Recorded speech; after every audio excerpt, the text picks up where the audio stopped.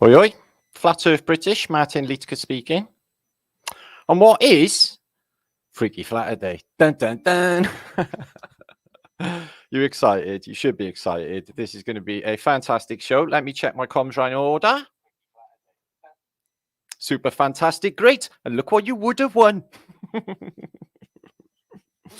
Yeah, we got a cool show for you here tonight, guys. There's been some fantastic research and truthing done by the Flat Earth British community this week concerning the subject of dragons and mythical creatures, so-called mythical creatures.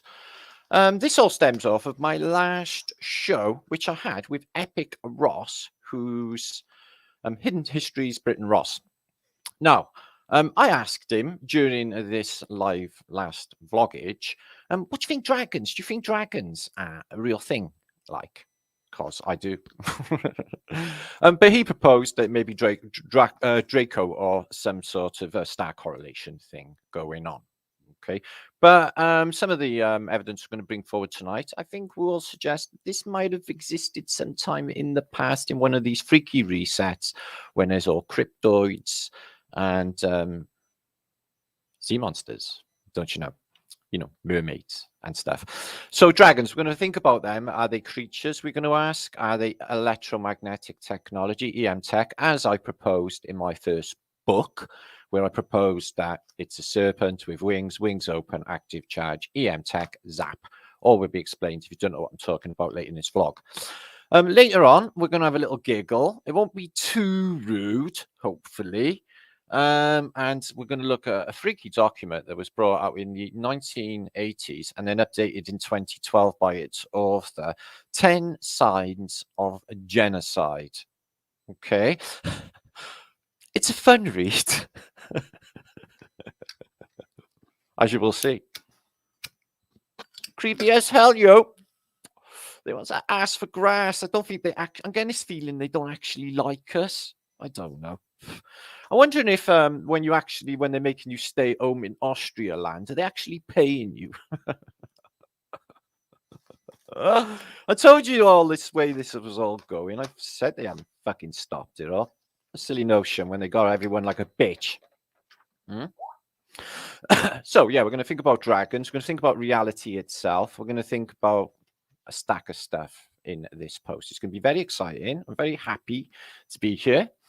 Talking of Ross, excellent feedback on our collabo together, two Welsh historian authors, and him only living like basically over the mountain from me by here in Wales land. Whose coat is that jacket? Hold these two sheep while I count them. Got to get up early in the morning to catch a pretty one. We're wellies. Anyway, he's going to come on this show Wednesday coming, okay, 8 o'clock GMT for another show, because some of the stuff we wanted to touch upon, we never even actually scraped the surface. So he's a very, very knowledgeable and smart chap, so it's going to be great to learn from him. And he can learn from us at the same time, hopefully. And that's going to be brilliant, because that's what truthing is all about. Okay. And on with the Flatterday usage. Now I'm going to give a few of you shouts. I'm really excited about today. I don't know why. Again, it's all this like magical feeling about everything. Yeah, did you get like that? Or is it you're only on a Flatterday? So could be a warning sign with dragons as well. Like we get these lots of maps where they got Antarctica and places you're not supposed to go, and they say here be dragons. As in, don't go here, you get burned and stuff. We're going to look into that as well, whether they actually mean fire-breathing animals. Lots of interesting points and evidences in this post. Dun, dun, dun. And we're going to have a giggle, probably all the way through. Maybe not. So, it's good to be still, and it's good to be calm. What's up? I would say the dome beats your on. Brown eyes clown. Happy Flatterday. So, did I do it? I don't think I did. Well, special one today, because I'm feeling not special today. So, double flat thumbs with silver bells on to infinity thrice. Yeah, that's not a bad one. Quite happy with that.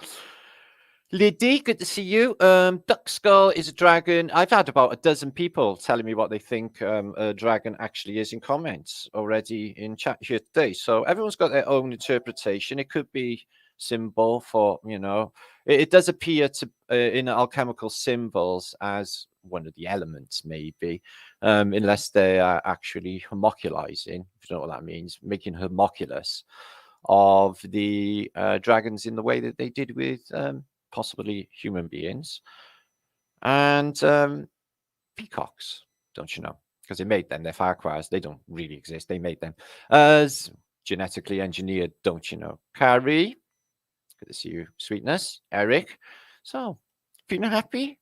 Keep that vibration high as it goes, guys. The Most High's got your back, okay? And as far as I know, the Archangel Michael, who's the protector of Earth, knows what we're up to. Okay, and very happy about things. So let's keep this true. Keep forging ahead in a sea of weird fuckery. See, I'm a poet and I know it. Anyway, Paul Tidy Wells, evening to you as well. Vividness, good to see you. So let's talk about the stage we are at in the awakening. Now, I think it is good to say to try and achieve stillness and calmness. Now, one thing that happens to you at this stage, which I actually sort of didn't actually realize until it was brought to my attention, is that when you realize the trick, the illusion, okay, you're not really here, yo. When you realize the trick, all of that bullshit, all of that head fuckery doesn't even exist anymore. I mean, it's not even there anymore. I mean, all the bad programming, all the lies, all of the deceit, all of it just disappears once you realize the illusion. How many of you experiencing that? Your dreams? I know. Not only that, because of the rate and acceleration of the awakening, a lot of us are subject to, unfortunately, demonic attacks. I've had some friends crying, cracking up, broken-hearted, all different stages of this. It is hard to acknowledge in this weird time, and I do appreciate that not everyone has got that attitude like me, as in, epic not give a fuckness. Really. I just put things into priority and perspective, and I know what's, trying to find out what's true in this place, and keeping this fucking thing sane, because everything else has gone completely nuts here. Hi, CMR. Good to see you, my friend, up in London land. Tweezer. She's Welsh, like me. Romany Bear. So, yeah, I'm talking about dragons because I'm from Wales, okay? If you don't know where that is, because you're in America land or somewhere else, right? Think Tom Jones and Shirley Bassey, okay, and Hannibal Lecter as well. Okay, Wales. We have a flag with a dragon on it, so it seems that it's the Welsh and it's the Chinese that got a stiffy about dragons. Why is that? Huh? Maybe the Tartarians as well. We're going to take a look at it anyway and have a think. Okay, sonority. No, it's don't feel anger anymore. I don't feel any of those feelings anymore. It used to be so easy for me to just flip off the handle before, or seemingly just rubbish things. But I don't even get that. Maybe sometimes if I'm really hassled, I get that simmering that I might lose my shit. Yeah. But it's not there. I'm just that different compared to what it used to be because of this. So thank you all for that. Stay calm. Don't let it get to you. Keep your vibration high. When it comes in and attacks, all them negative bullshit thoughts, because of you've been watching the internet and whatever else, and that is definitely geared to downward vibration experience. All of it, bad news, bad energy. You go to truth movement, and a good part of it is just fucked. So it's limited the places on the internet you can actually go, unless you're into Russell Brand, of course. If I said the word Pandemii. If I said that on a vlog, I would be extinct on YouTube. You can just check it out. They got special privileges. Anyway, Enrico, is that you there, Vertic? It is my brother. Saying hi to Alva Billy. Hi to you as well. Brian Evans is smoking. Are you a load of stoners in my channel or something? What's going on? Yeah. When I get stressed, I phone a call centre in Wales, Tidy in it, Paul. They'll talk you around, mate. They'll sing to you, they will. Yeah. We keep a welcome in the hillside. Actually, in this day and age, I try and sell you crack cocaine. But, you know, the dream can live on. Dick Richards taking over Clash. Fucking love the Clash. Should I stay or should I go now? Estelle. If I go, there will be trouble. If I stay, there will be double.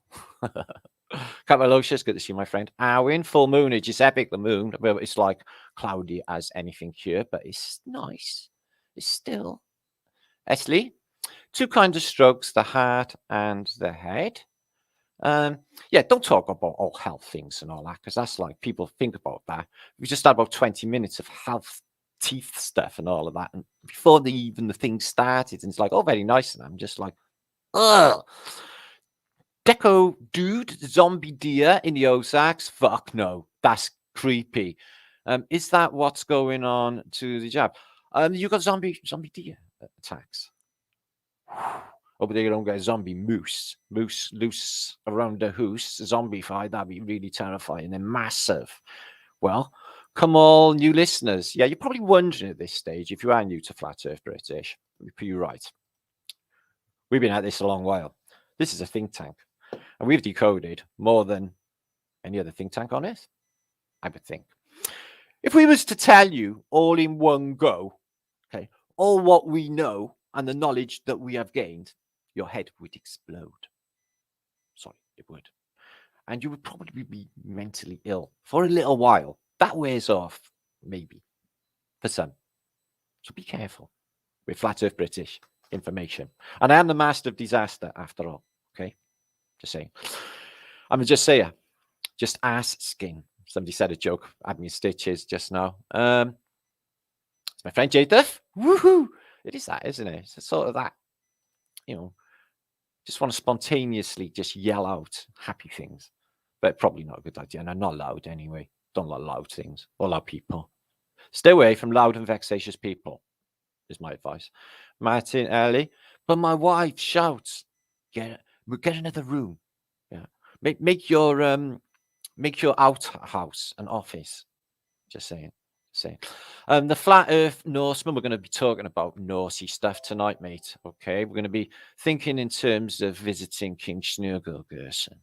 Yeah, making sure they got this Viking thing down nailed. Okay, yeah, we're not going to go full Viking in this vlog, okay, because we got no thick animal skins to cutchy under, which means hug him Welsh. Okay, hug under. Okay, not you, all of us. Boo! I love Boo. She sent me a laptop for the convention that I haven't used much because of the memory lack, but it's good with a hard drive. Thank you so much. Jeanne, they don't be blinded by the light. Yeah, they had a big discussion earlier about whether or not it's true to go to the light, like they keep telling you. Go to the light, all will be well. Do you think that's good advice? See, at this stage of the game, you know, I mean, like all their players, like both sides, yeah, they can all go fuck off. I ain't even playing anymore. Yeah, it's a whole new reality going on here, and I don't have to go by it. Actually, I don't need them to lay me down rules for a start off. I already know I'm fucking good. I already know that I win at a soul, and I already know the good that I do in this place, and I don't need them. Okay, just give me all that heaven and hell buzz. Yeah, it's freaky as shit anyway, church. Imagine on a fucking, like conventions booth or whatever. I bet they're like this. Yeah, press record, write this shit down. Yeah, fucking weird pre-stages and stuff. Is that normal? That's just weird shit, guys. Just saying. Autodidactic too. Artist of El Leon, Moonlight Tonight, beautiful night.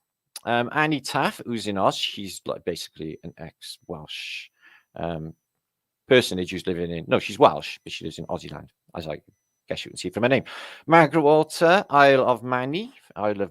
That's another cluage, that three-legged thing on the Manx flag. Light of Eternity, says Zaya. Right, let's have a flick through some more up there. I'm going to get underway very shortly. Rosemary Morley, Hector is in the house. Hector's house. You probably don't know if you're not old and British. I have had enough of you, duct tape. Duct tape is fantastic. Yeah, you can literally build yourself a spaceship.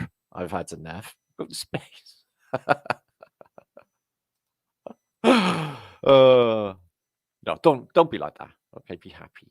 Yeah, absorb the information and look at all the weird, nutty stuff I will bring up. Okay, I have fairies. Look at the diamond. Okay. Somebody told me to wash my diamond. Somebody told me diamonds were the devil. That's just weird shit, yeah. Because, like I said, I ain't doing either side at the moment. And no, going fuck off. Yeah, my mother was like that. Don't shine anything on the wall. It's the devil, Matt. Yeah. Fucking hell. What's this? Fucking 1412? Oh, I thought, 12. I don't know why I chose that year. Don't even ask. Giovanni, good to see you. Just wondering, me too. FSNS. You're messing with my Brian. Yeah, I know. I do that. I'm thinking of your Brian. Steve Dickens. Sorry, Jay. Right, let me compose myself. Okay, I just spilled coffee all over my mouse. Hope it don't sparkle. Don't worry, it'll be all right. Michelle, Mabel, they are words that go together. Margaret, I said that. And Jennykins, kiss I never. Karen, much love to you. Thank you for all your help and love you sent my son, Lawrence. Roxy, Cooksy, I'm a dragon. When I breathe fire, I will have to look at that, Rock, whether they actually breathe fire. Dun, dun, dun.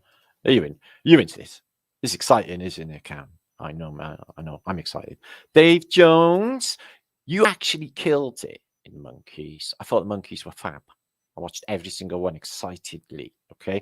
I don't know any of their songs except for Hey Hey with the Monkeys and Wake Up Sleepy Cheese, Daydream Believer. Yeah. Which is brilliant, by the way. Just saying.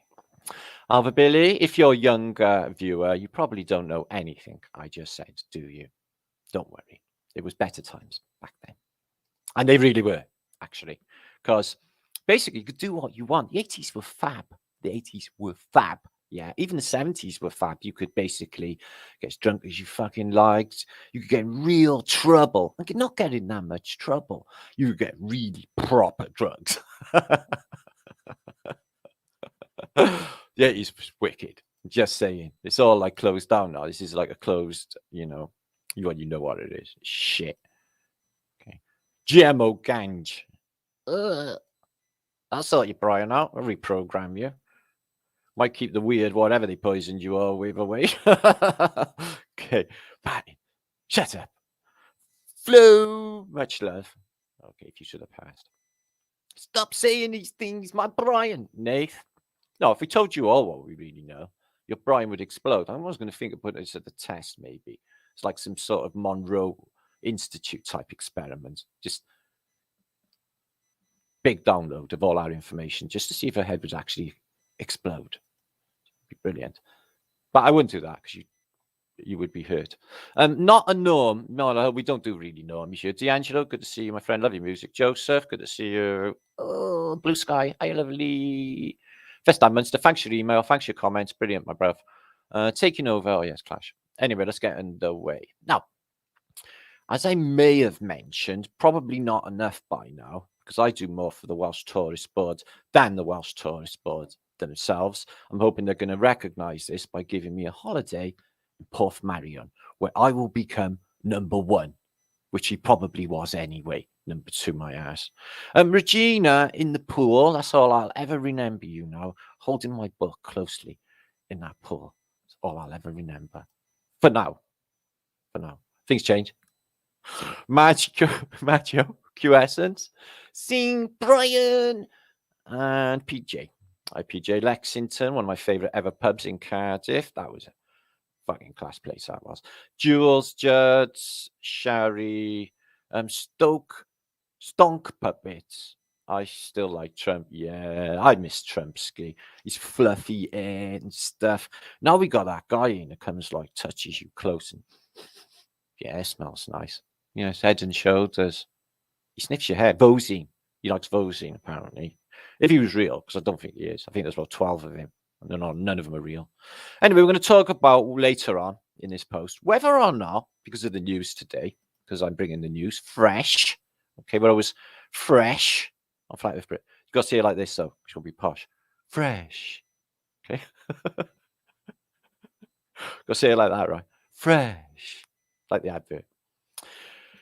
Filthy Rags, good to see you. Flat Firms, double Flat Firms to infinity thrice. Gaffacus in the house, Siggin Star. So we're filling. I've got 680 of you, and I've done sweet fuck all. Who give me that thumbs down?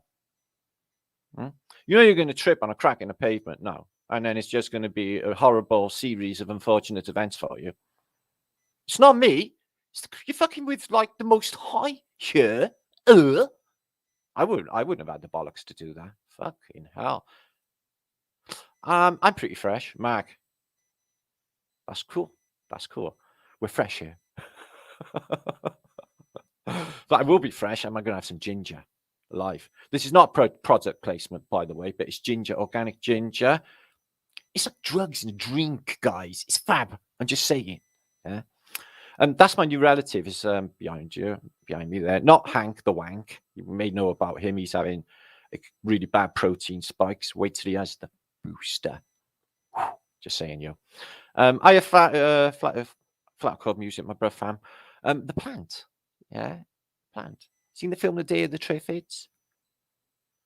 Fucking suck your face off. Dawn, good to see you. Ratter. Sleeping Jay was hospital getting rebooted. Don't know what that is. It seems hospital related. Even that word. Yeah, I'm sure, right? There's a film out years ago called Pontypool, and it's about infected words. And I'm sure, as I've mentioned, when this shit came out, that. Hi, Gabrielle. Are you Welsh or are you actually American? I can never decide. I never know. I can't fucking remember now. Anyway, wash hands. Mary, Rosemary, you better be joking. Oh, okay, you are good. I stepped in shit today. Yeah. Last week I stepped in dog shit and I went on the field to wipe it off. And when I stepped back, I stepped in a second dog shit, and I had both 2 feet dog shit.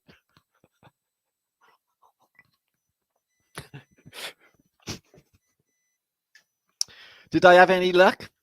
Well, maybe. I don't know. Depends what you think luck is, isn't it? People crack up and cry about the weirdest things, like financial trouble, and they're just the weird priorities in life. I think to myself, fuck me. Sometimes if these people ever had my life, Jesus Christ almighty, they wouldn't have a fucking clue. People cry for fuck all. You gotta get priorities right. You've got everybody's got everything right in front of them now. And concerning this place, whatever this is a trick. It's an illusion. Could it be a lie? It's just an illusion. Don't say that shit for nothing, yo. Huh? Just saying. Does Hank ever wash his hands? No, he doesn't. He's got stinky winky, Steve. Yeah, he's really unhygienic. Just saying. I'm not. I'm really kidding. I can't. What's that? Giggity. Yeah, a little bit naif, but I'm cured. I'm cured. I'm cured, just like him on Clockwork Orange. Cured, just like him. Okay, Rain Girl. I'm doing all this so they can't clone my ass and grab me or anything. Clone you and put you back on YouTube, and everyone don't know. It's like, I'm not sure whether you're actually going to get away with that. Actually, what kind of fucked up clone you're going to get? Yeah, you'd have to get the most fucked up of clones.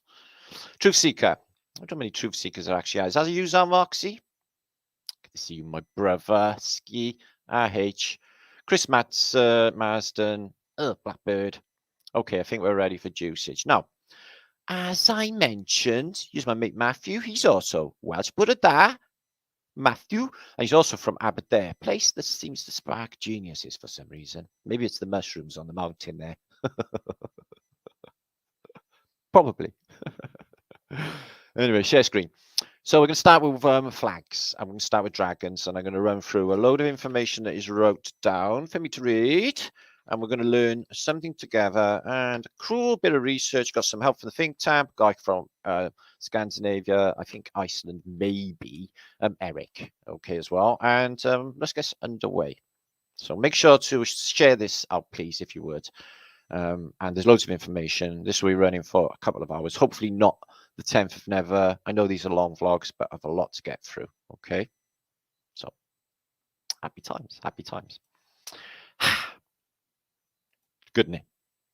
Dun, dun, dun. I always do that. I don't know why. So here we go. Right now, what I noticed, because like I'm Welsh and stuff, yeah, is the similarities between the Tartary flag, which some sayeth is a griffin, but me think of not. Me think of this has like a serpentage tail. It's definitely got scales, but this one's an old like Welsh, but in France flag, because Pays de Galles is Wales in French. And what's with the 33 Wales? Might be a rugby thing.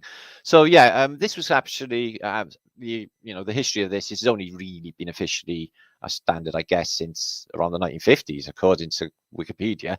But apparently it was carried by a really brilliant, cracking, good laugh Welsh dynasty, Henry Tudor. Apparently he carried a Welsh standard into battle, which he did because Henry was Welsh, innit? Obviously, yeah, eating that turkey leg. Let's look at the similarities, though. So here's the Welsh dragon, right? So he's got a tongue coming out, just the same, but in a mirror image as this, what's supposedly a griffin. The wings, exactly the same. The body, the way it's angled with the curl in the tail, exactly the same as the Welsh flag. The legs, or the talons, if you like, are also chicken legs and the same.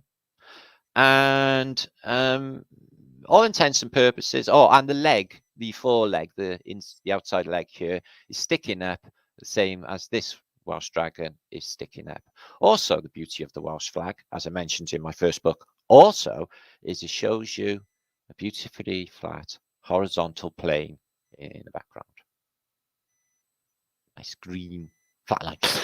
So yeah, isn't it really, really similar to the Tartary maps? That got me wondering. That's got me wondering. It's like Tartary and Wales are the same flags, really, in a mirror image, aren't they? Come on, guys, they're not a million miles away. I would say they're exactly the same, but the other way around, wouldn't you? Yeah, and you get some more detailed Tartary flags, don't you? Yeah, just saying, yeah. So let's have a think about some. Now, they're right the way through history. I'm going to give you, I can't give you all examples because it would take all day. I'm going to use examples from the Bible, as in Bell and the Dragon, and some Victorian manuscripts, Mythical Monsters, 1880 by Charles Gould, which is absolutely fantastic information. Other people have given me links for other books on monsters and creatures, and I have some myself. We can't go through them all. Some clues given to us from Eric on an Icelandic manuscript, which is very, very telling, as I will show you now. So Alexander the Great as well was supposed to have witnessed Belimes, people with faces on their bodies, also dragons with crowns. Now, and they got eyes all over them. So I'm not sure about the eyes. Maybe it means that they got eyes everywhere, like head of state or what have you. What you find in a lot of cases, what I'm finding is it seems that dragons, if they are living creatures, are actually intelligent, as in they can communicate, as in I think they got language. And you see a lot of this in a lot of depictions.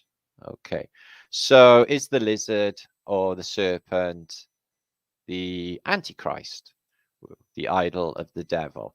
Well, there's definitely the serpentine theme, isn't there? There's the reptilian agenda. We all know this ongoing. Look at the talons on this. Very like the talons on that dragon.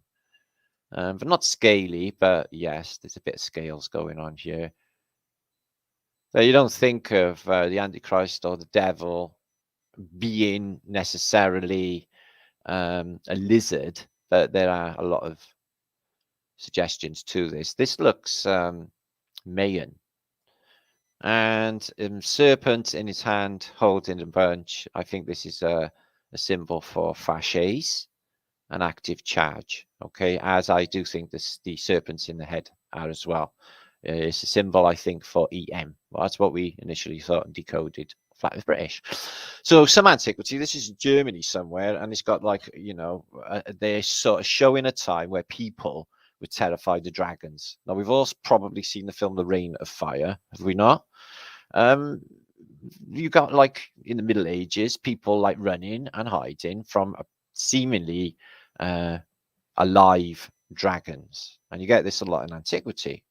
Okay, old maps, the Cosmographia, you see them in just stacks of old map collections where you see something that is a bit like the devil, but is serpenty and could be interpreted as also a dragon. So that's not bigger, but the Hydra as well, the many-headed Hydra is a type of dragon also. But in alchemical symbols and information, you get the serpent, which eats its own tail. So people put it into, I guess, astronomical sense. But we got like the devil with the wings, some sort of alchemist reading some stuff who's managed to buff him up from another reality. Apparently, this is something they do. Using a Solomon sigil, which is an electrical force, which if I was hazard to guess, all of these deities and devil, all of the others, Lucifer's charge apparently is a beautiful cymatic pattern, like literally perfect. So they have vibrational qualities to them, and also to this geometric shape here. I would definitely think towards this place being water, or it's electric universe as far as we know, electromagnetic as well as the two main forces in this place. Now this is George and the dragon. Okay, when you find with George, now I covered this on my documentary, The Greatest Secrets Never Told. It's about 3 years ago, and that's probably my greatest achievement on YouTube. And it was like literally the most mind-blowing thing that I've done. I'll link that up and I'll show you in a minute. If you haven't seen it, it's 5.5 hours synopsis, which many tens of thousands, hundreds of thousands watched this series overall. So what we thought was the serpent was a symbol for EM, or the serpent was electromagnetics. And with the wings open, if you read my first book, you're going to know every word I'm saying. And if you watch The Greatest Secret, you're going to know every word I'm saying. If you don't, and you haven't, you're going to be a bit of a loss right now. But a symbol for electromagnetic technology. And George also kills the dragon. He's always got the cape open as well. So that could be a clue. So, and this is out of a medieval document. They got like different creatures represent different lands. So is that the score with the lion? Is that the score? We know the Russia is the bear. And you got like Rome is represented by the freakiest demonic goat's head you can imagine, with a mask stuck in its horns. You got a three-headed maybe Hydra creature for Greece. For Persia, I wouldn't even like to say what that crazy thing is. And Assyria has a winged lion. And all the while, the cherubims are blowing in what initially we thought to be wind, but then we realized it was the four angels, and it was the electromagnetics of this place. Also covered in the series The Greatest Secret. Okay. Hydra. This is from a very early, not medieval, first apparent millennium, where you get the biblical many-headed Hydra. Now, obviously, you're all thinking about what's in the J-Hab and other things, other creatures that have got these many heads, and what the Bible says about them. And you chop one off and another one pops back. Many analogies for it being all the different states, but that's bullshit, because there's only one. There's only one state in this place. It's the worst nightmare communist dystopia. Where the good went, I think it's still there. I think everyone's just been put to the test, and everyone, mostly out there, guys, yeah, they were failing anyway and had it fucking coming. Now they fail completely, and now the reset's coming, and they're going to pay the price. And there's another analogy for a dragon. I think that's out of Blake. Okay, Paradise Lost. Let me just squeeze on. And other like monstrosities. This one's well supposed to be a marine monstrosity, so out of the water, and demonic as well. So it's a demon out of the sea. A grotesque version of what is a mermaid. So I'm going to look into sea creatures. Now, when I was in the Merchant Navy, my captain, first ship I was on, told me, be careful of sea snakes, Matt. I was like, what? I looked at his face to see if he was joking. And guys, he wasn't joking. He said that they could grab me by the leg and pull me in. I was like, really? Are they that big? He said, yeah, easy. They wrap themselves around your leg, Matt, and you're gone in a second flat. So just watch out. I said, how will I know? How will you know when it's be around your fucking leg? So yeah, I was always watching for sea serpents. You get giant octopus as well. Not that I expect to see one, or a kraken, or a leviathan, but apparently, as we'll see, they're a thing. So this is the thing, isn't it? And, you know, go and get the Jabberwocky in the Middle Ages. It's campaigning season. Oh no, I'm not going campaigning this season. Where are you going?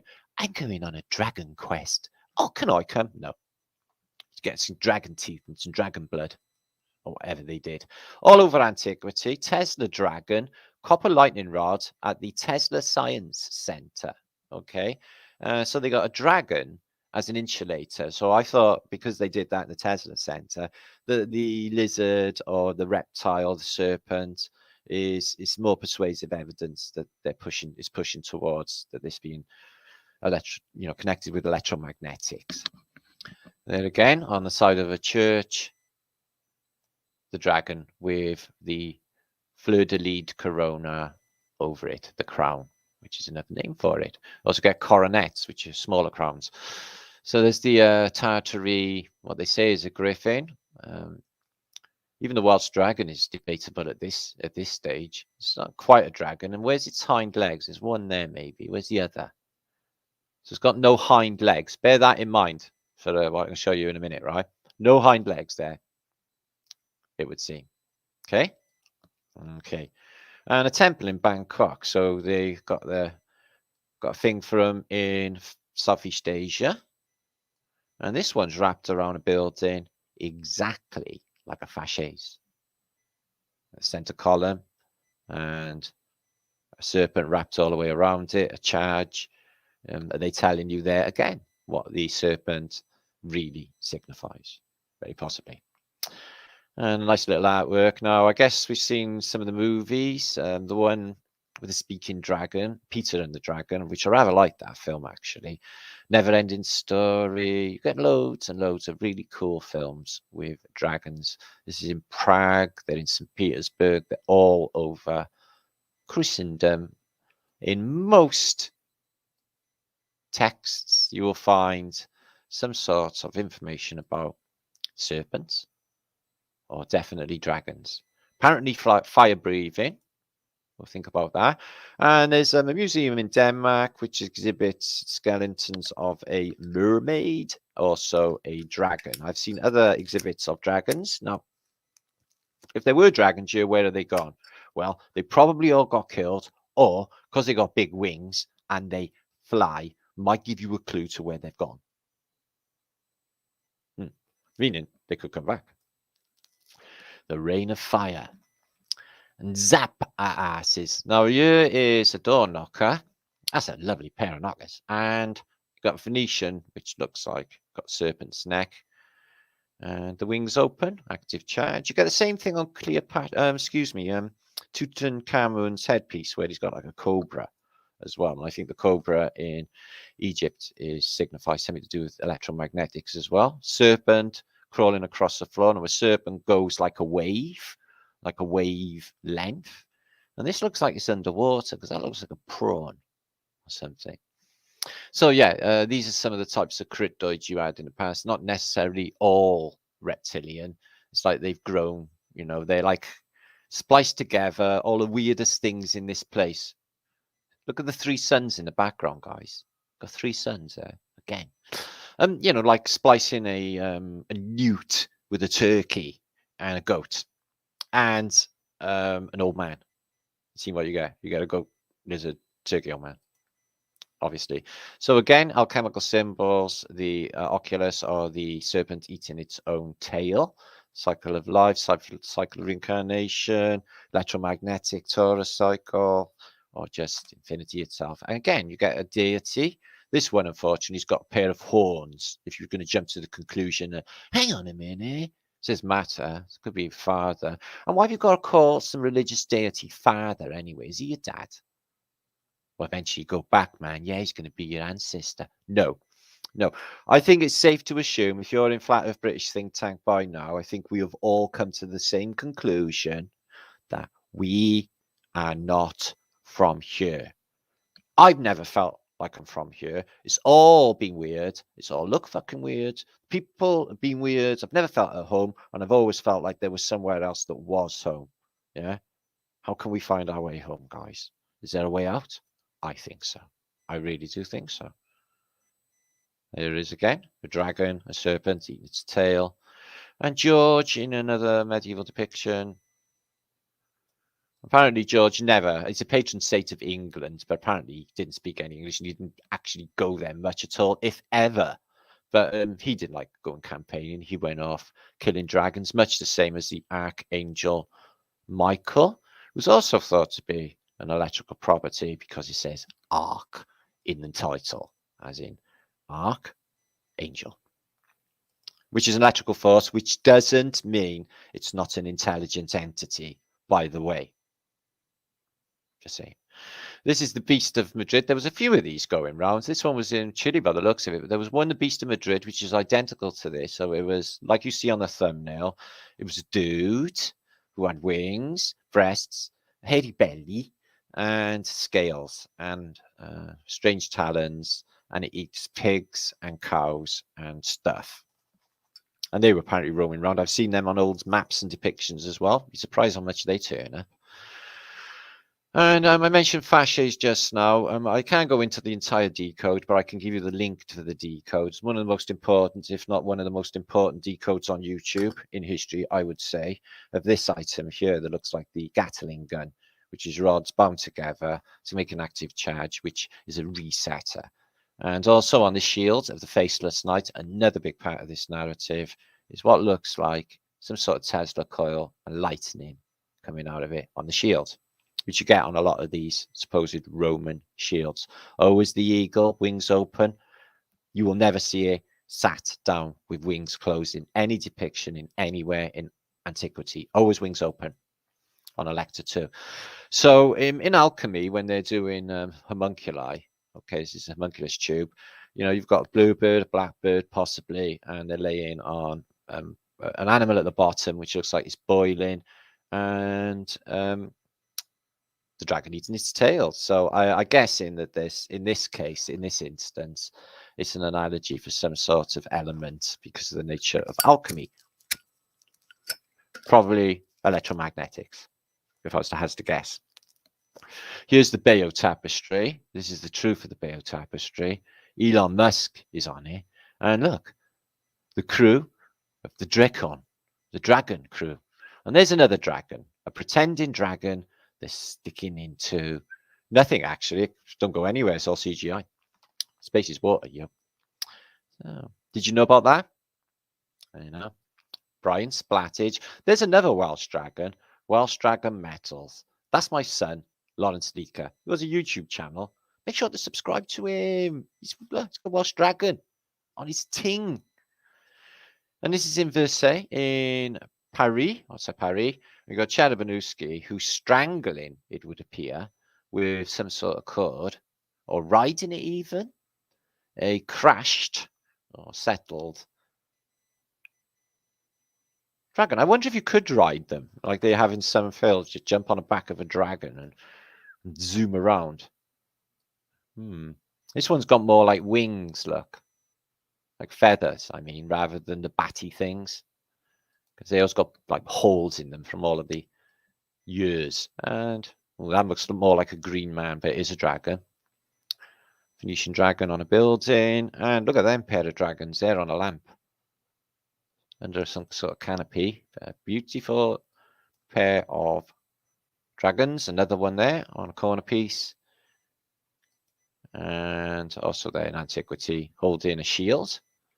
So could be representative of a country in that case. It's hard to say. Oh, there it is. That's a really nice picture. And Wales has got a lot of dragons, like everywhere. So when we had the World Cup, somebody said, "Oh, let's build a metal dragon that breathes actual fire, shall we?" Yeah, they did it. They just like blew up 1,000 people and killed them all. No, that never actually happened, but they could have if it went wrong. Just saying. This is a wooden one, and there's that one on my thumbnail. So I had a date like that once. Yeah. And on maps as well, dragons. You got them in Patagonia, Southeast Asia, and all over. Even the supposed Antarctica, as I will show you in a minute, has dragons. This is an old Japanese map. I believe I've shown it before. But what we got is down here, if you can see that, it can't get any bigger, is a dragon. So they're saying for that land around there, there's dragons and beasties. And also on a cosmographia, I've shown there's dragons and beasties all over the world. You know, look at this map with Southeast Asia connected to America as one landmass. And take note of these as well, guys, these whales. And what you get riding these whales is these Phoenician women with like a sail that they're holding. Now, we've seen them 1,000 times, these whales. We think of Jonah and the whale and stories like that, I guess. You know, you're supposed to go on inside a whale, more like a submarine. Now, cluage is this. Dun, dun, dun. Now, this is an Icelandic 17th century manuscript of Norse Mythos. Okay. And this image of the dragon you can see here is Nidhugg himself. And he's chewing away and gnawing away at the world tree, or the bottom of the world tree. Now, whoever drew this picture probably wasn't claiming that he saw Nidhugg himself, obviously, because he's gnawing away at the bottom of the root of the world tree, which you get in Norse mythology. But if you take a closer look of how he drew this dragon, it's a serpent with 4 legs, but no hind legs, just like on the Tartary one. Excuse me. The serpent has 4 legs, but no back legs. Right, I wrote that down. Just like on Marco Polo's description of dragons that he's seen and witnessed in the chapter Chinese Dragon. Now, I can give you the accounts and letters of Marco Polo, whether you believe him or not. He never mentioned the Great Wall of China, but I understand why now, or understand why, because I found a manuscript or a map I only posted last Christmas showing that there was nothing more than a wicker or a timber fence, spikes, wooden spikes, in the late 1700s. So that would explain why he didn't report it, because it wasn't there. So take it or leave it, whether Marco Polo, but a lot of the evidence he speaks of, and he described a very similar sort of serpentage. Okay. So another point is look at the name, the full name of Nidhugg Naga, or Naga. Naga, like in Sanskrit, Naga. Now, the word Naga means dragon in Sanskrit, or snake, or snake spirit, or great being in Sanskrit. So it's a Naga, just like in Sanskrit, and it means a great being or serpent. So that sort of fits with it being an actual thing. And there's your link with the Norse and the Sanskrit, which I'll go into a little bit more now. So almost every ancient civilization, Indian language as well, and most of them in Southeast Asia also have the Naga, and in Old Norse as well. So it proves an Indo-European connection, which we've spoken about before. Now, if the Vikings, as they say, were in America land, which they were, then Sanskrit, or the teachings, Hindu teachings, went further afield than India in a time that we never really appreciated. So I'm just saying, you could have had just a fuck ton of Hindus back in the day in America. Now, moving on. So just have a little think more about this. So yeah, it's got no hind legs. Now there are sort of creatures that live in the modern day, I guess you could akin them to. There's the 5-toed worm lizard. So it's a bit like a lungfish, I guess. Okay. It's a worm, it's a lizard, and it's got front legs, it's got like scales, I guess you could say. It's a bit featureless and nothing going on with it, but it is sort of like that dragon we just saw. And then also another version of it is the greater Siren newt. Siren, interesting name. And it's got front legs and serpentage appendages. It looks a bit more fishy to me, if you ask me, a bit more eely. Eel, like an eel. But that's what it looks like. With that one's got back legs. Newts, you know, you can watch these things grow, can't you? So anyway, back to Nidhogg. Nidhogg. Now, so there's descriptions of dragons all over the world, and apparently they are fire breathing. But in old world speak, okay, it didn't necessarily mean flame. It didn't necessarily mean flame. It actually meant more broader burnt rather than flame in old speak. So could a dragon have had the properties of, say, acid that would burn your face off, like the alien, or venom, like a snake, which also burn your eyes out, or even the acid that an ant would have that just turns matter to putrid mess.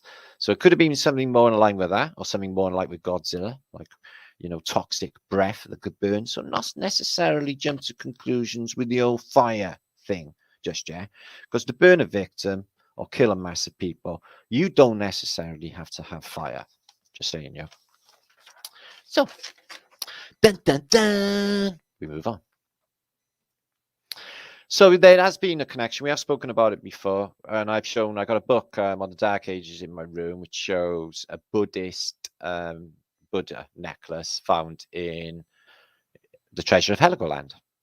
And it would seem that the Buddhists, the Buddhists as well, and the Hindus, or the information of the East was in Scandinavia. These guys were full-on Buddhists and more. What do you make of that? And I think it went over into their iconography as well, because a lot of this looks Indian with the Norse stuff. And it's not screaming Phoenicia, although they do like a figurehead. It's not a Phoenician figurehead, but it's still kings. It's still Viking, you know, the Viking kings. So check that one out. It's got the 4 angels. Mount Meru, north and south, flat plain, 4 angels. See the little swastika things in each one? Yeah, Tauruses spinning. This thing's a map of the earth. This thing's fantastic. It's doing the lotus position as well. So, a definite Indo-European connection with India and the East and the Norse and Scandinavia. Who knew? So, other evidences that there might have been dragons as physical things is this is an old lead atlas, 1733, engraved by Pierre van der Haar, genius. And this is a fantastic book, by the way. It shows you Armageddon going down, and gives you the specs on how to build an ark if you so wished. It's in Dutch. It's not difficult to read, but here is all of the creatures 2 by 2. So they probably went in like a vial or a test tube, because I can't imagine them all going in 2 by 2, unless we're in Noah's Ark now. But if they're like not real, right, why is Pierre van der Haar putting them in the Ark as 2 creatures? I think they got 2 owls in there as well, 2 dragons in there. So even on the Ark, they got dragons. So why would they do that if they're not a physical thing? Even if it was an analogy for electromagnetic technologies, why would they do that? So, Naga being the Scandinavian dragon also in such a way as well, from Iceland as well. It's really amazing. So here it is, a bit of a big structure. It's a massive floor looking at the people, and many floors. You would get a lot of animals in there. Maybe it was like a seed bank here fair. I don't know. But it's all good food for thought. Let's have a look at the apocalypse that goes down. Being some master disaster and all of that. Yeah, so I can share everything you see here. I will share. I think this one's of Nineveh. It gives you an amazing picture of Nineveh. You can see the remnants of this thing in one day. It looks like the shape of it, minus the fantastic tower and what looks like a force field technology keeping people out or something. So yeah, rivers running in this weird center chamber. But again, very fused boardy, or excuse me, computer motherboardy. Get that with them. And you'll Phoenicia, water fountains, beautiful gardens, beautiful arches. Very important, the arch, aren't they? Look at the whole effort for this arch complex. Demagnetize you. Could be a whole number of things, even with all the bullshit that's going down now, isn't it? Apparently they've been playing this plague thing for quite some time. As far back as you can go in a documentary, in a document proof, they talk about plagues. As far back as you can go in the Bible, as you know. So check out this, guys, for a super futuristic Tower of Babel. Okay, check this out. Yeah, 1733. I was even envisioning this thing. It just makes me scratch my head wondering. But to get in it, you got to go through 2 obelisks and a arch. Many people working on it. It looks like church windows. Everybody's working on it. So it's team effort. Team Tower Babel. And they knock up a right beautiful little affair of a tower a little bit later. The superb Tower of Babel. Check it out. So this is a nice picture. Check it out. It's all Greco-Romano arches. The size of them. And the people are like, it looks mud-flooded city. How long's that thing been there then? Stacks of people all in the mud. No infrastructure. Yeah, it looks really muddy and shitty outside. A multitude of people coming off boats. And there's all buildings all like coupled up to it. I hadn't really noticed that before.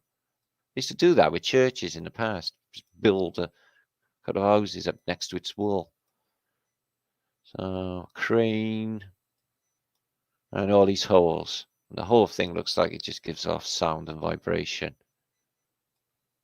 Could be just one big PC tower.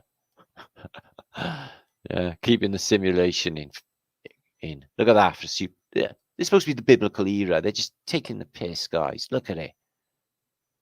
And again, with the ever decreasing helter-skelter thing going on. Same as this.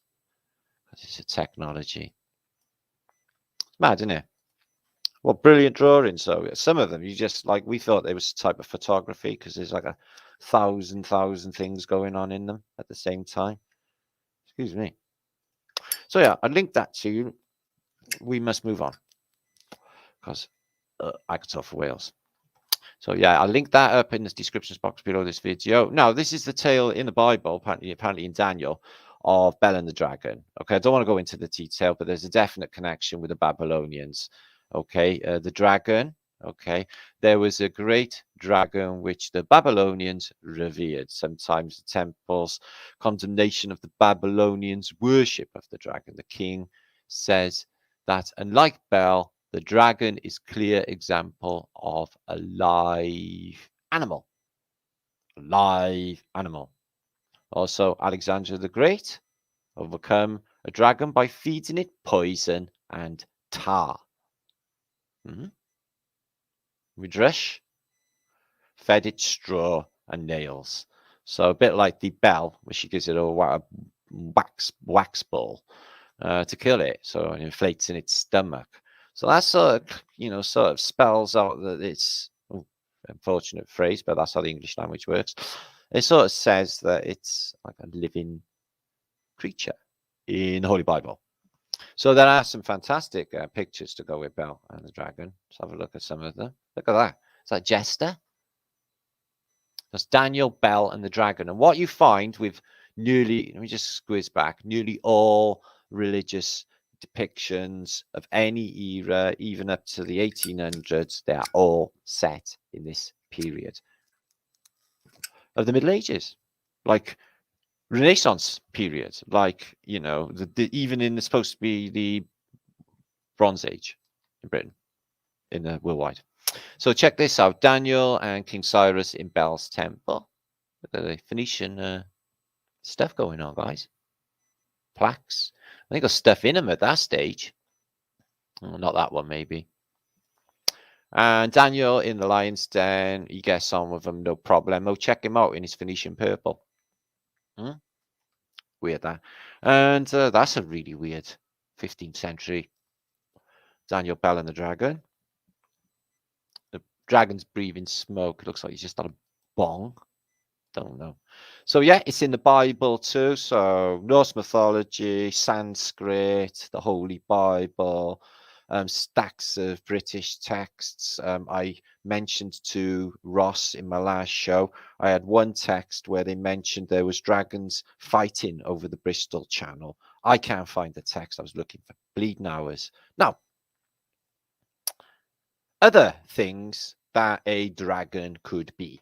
Now, I did propose on my series, as I mentioned, is it electromagnetic technology? Now, this is a fantastic pick, this is, okay? It is fantastic, and it's from the year I-666. Interesting little year, because it's the year of the Great Fire of London.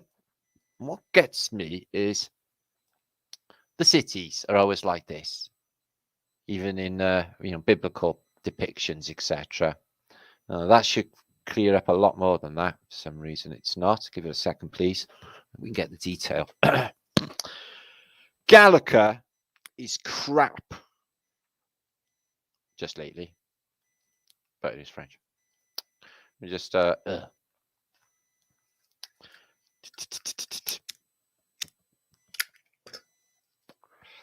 come on, you swine, you.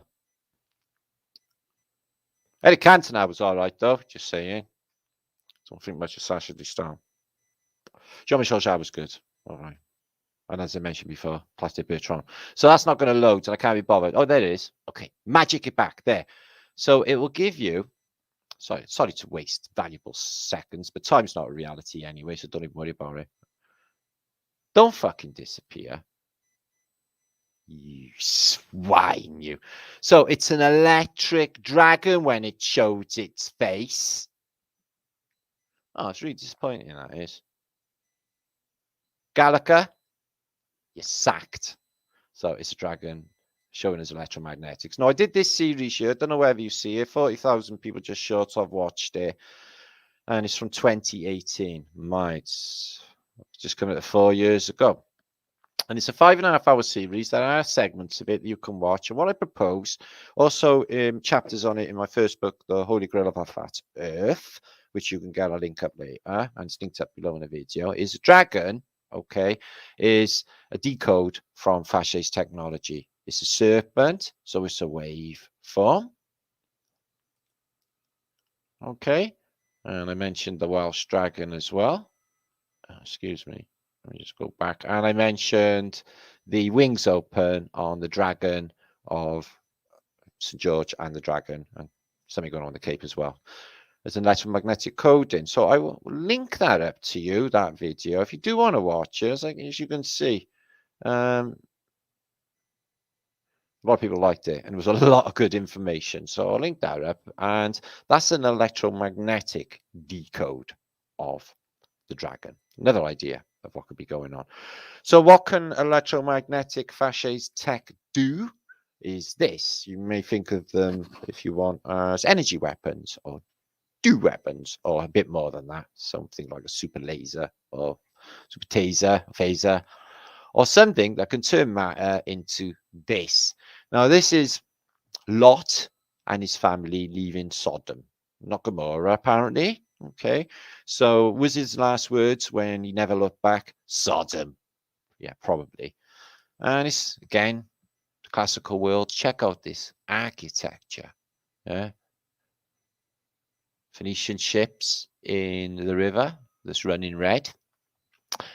And everything blitzed. And Lot looked back and she got petrified. I don't mean she was scared. I mean she got turned into a pillar of salt, as you know. So, you know, some people like ancient aliens and stuff, they propose it was nukes or aliens and shit. I'm proposing it's the most important symbol or most important weapon in antiquity, which is the fasces, which they've used all along to define our history. Mary Magdalena, in the wilderness, showing a bit of shoulder. And we got fire in Troy. We brought this up in the show with Ross this week, which is a cool show. And the tale of dragging a horse in, stupid as fuck, if you ask me. Not checking inside is double stupid. That'd be the first thing I'd have thought. Well, they're inside. Everyone's like just double stupid, apparently. And what happens? Fall of Troy, innit? Well, whatever. Stupid. But look at the architecture. Or Troy, again, same classical themes, same Phoenician statues, same column tops, the whole thing. It's like Phoenicia. Beautiful mountain landscape, very trippy indeed.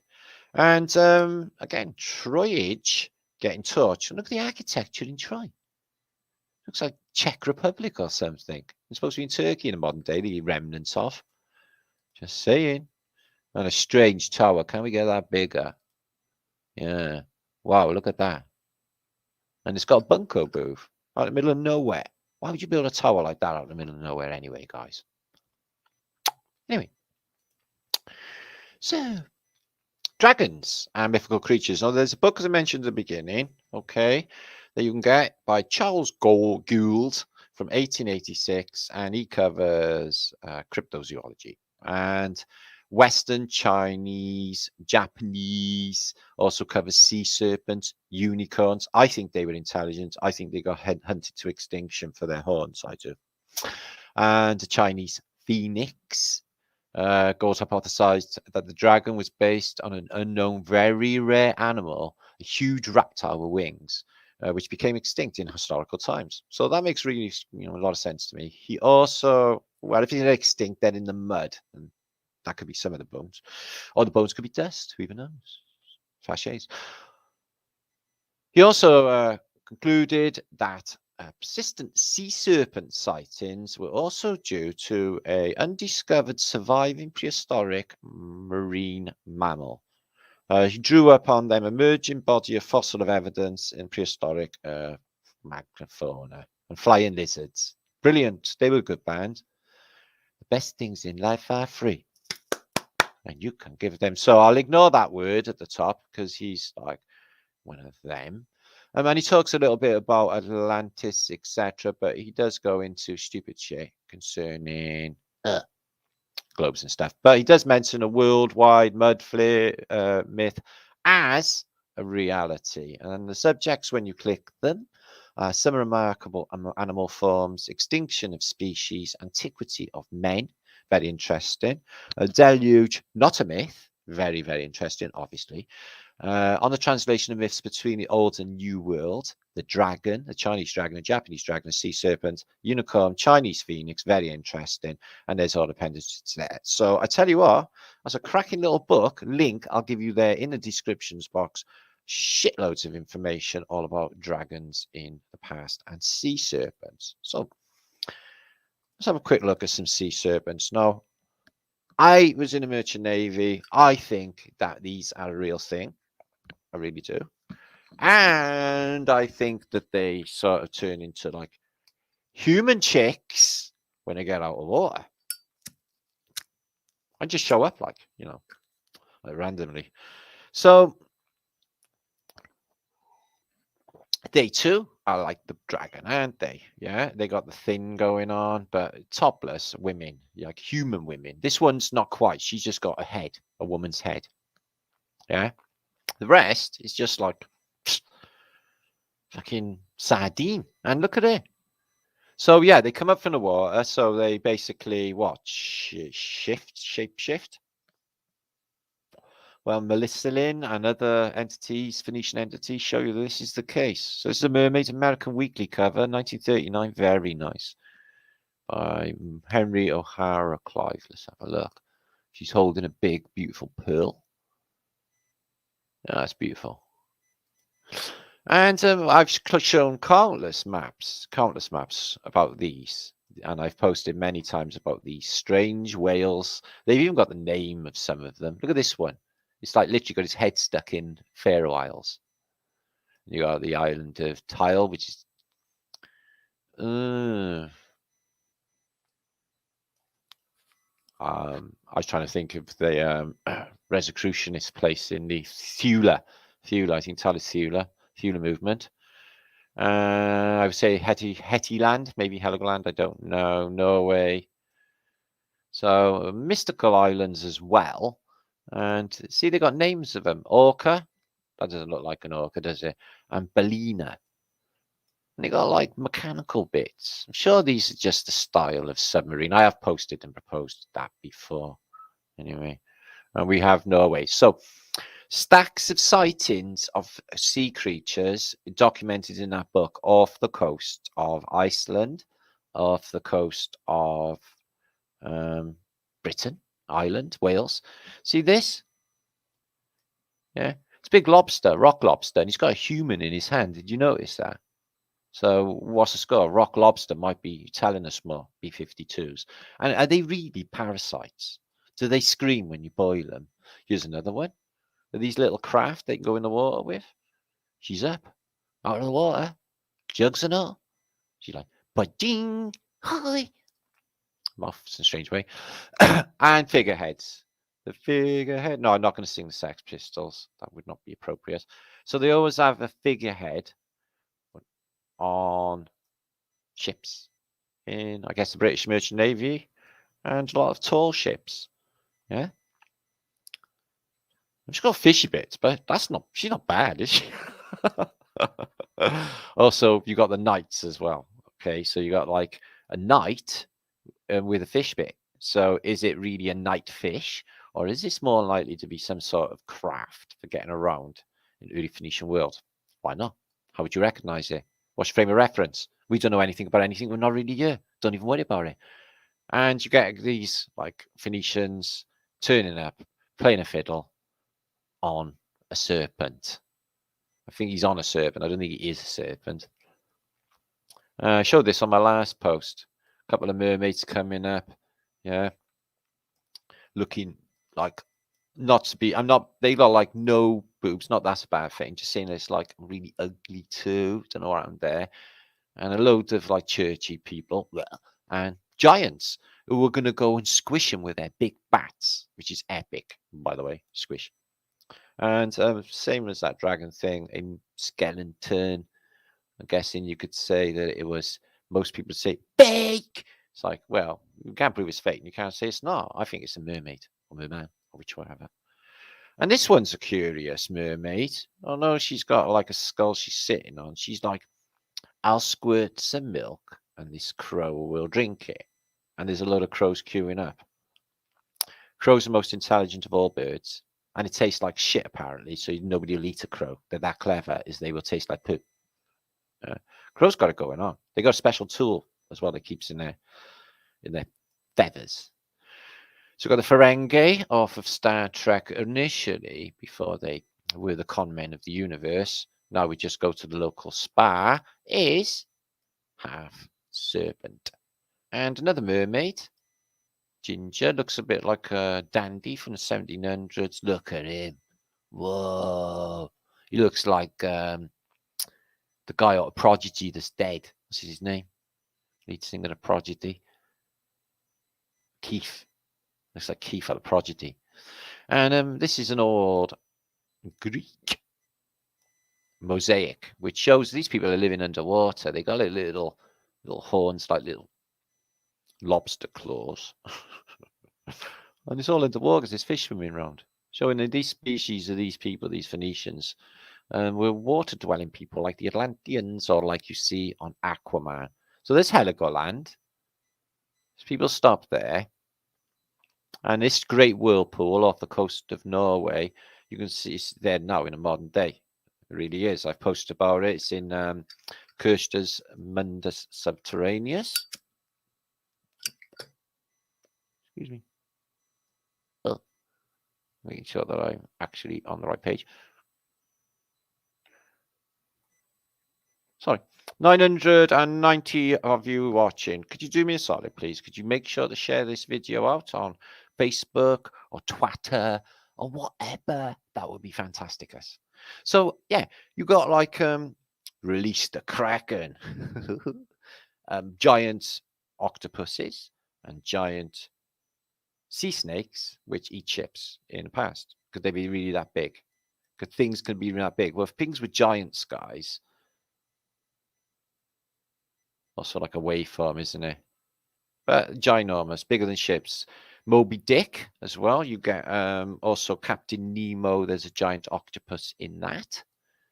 And like the Kraken, you could just pull your ship down underneath the water. Everyone perishes. And yeah, the Irish Times witnessing Irish people witnessing these same giant, strange sea creatures we just witnessed. They're not quite a whale, whatever they are. They're serpenty. And they were witnessed off. They're ginormous. They are huge.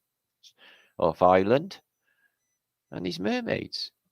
Looks like she's got a bit of a fish she's ripped up. Like all nasty like. It's like a catfish. See what I mean? On the top half's like just like wicked. Bottom half's like just a bit fishy. And there's Jonah and a whale. Now, what kind of whale's that? He's actually got cute eyes. Looks like my bunny rabbit's eyes. It's like, ah, you're nice. And apparently he went and lived in a whale. What about the digestive acid and that? Wouldn't he have like got eaten alive and died, and bubbled up in his stomach? Fuck yeah. So that makes no sense, does it? No, it doesn't. So it's something else going on with that narrative as well. There's a mermaid looking at you, blowing a kiss. She's saying, "Happy flat day." Double flat thumbs. Do you like my buff on? Yeah, my name's Terry. Yeah, I'm a coal miner. Never guess, would you? Yeah.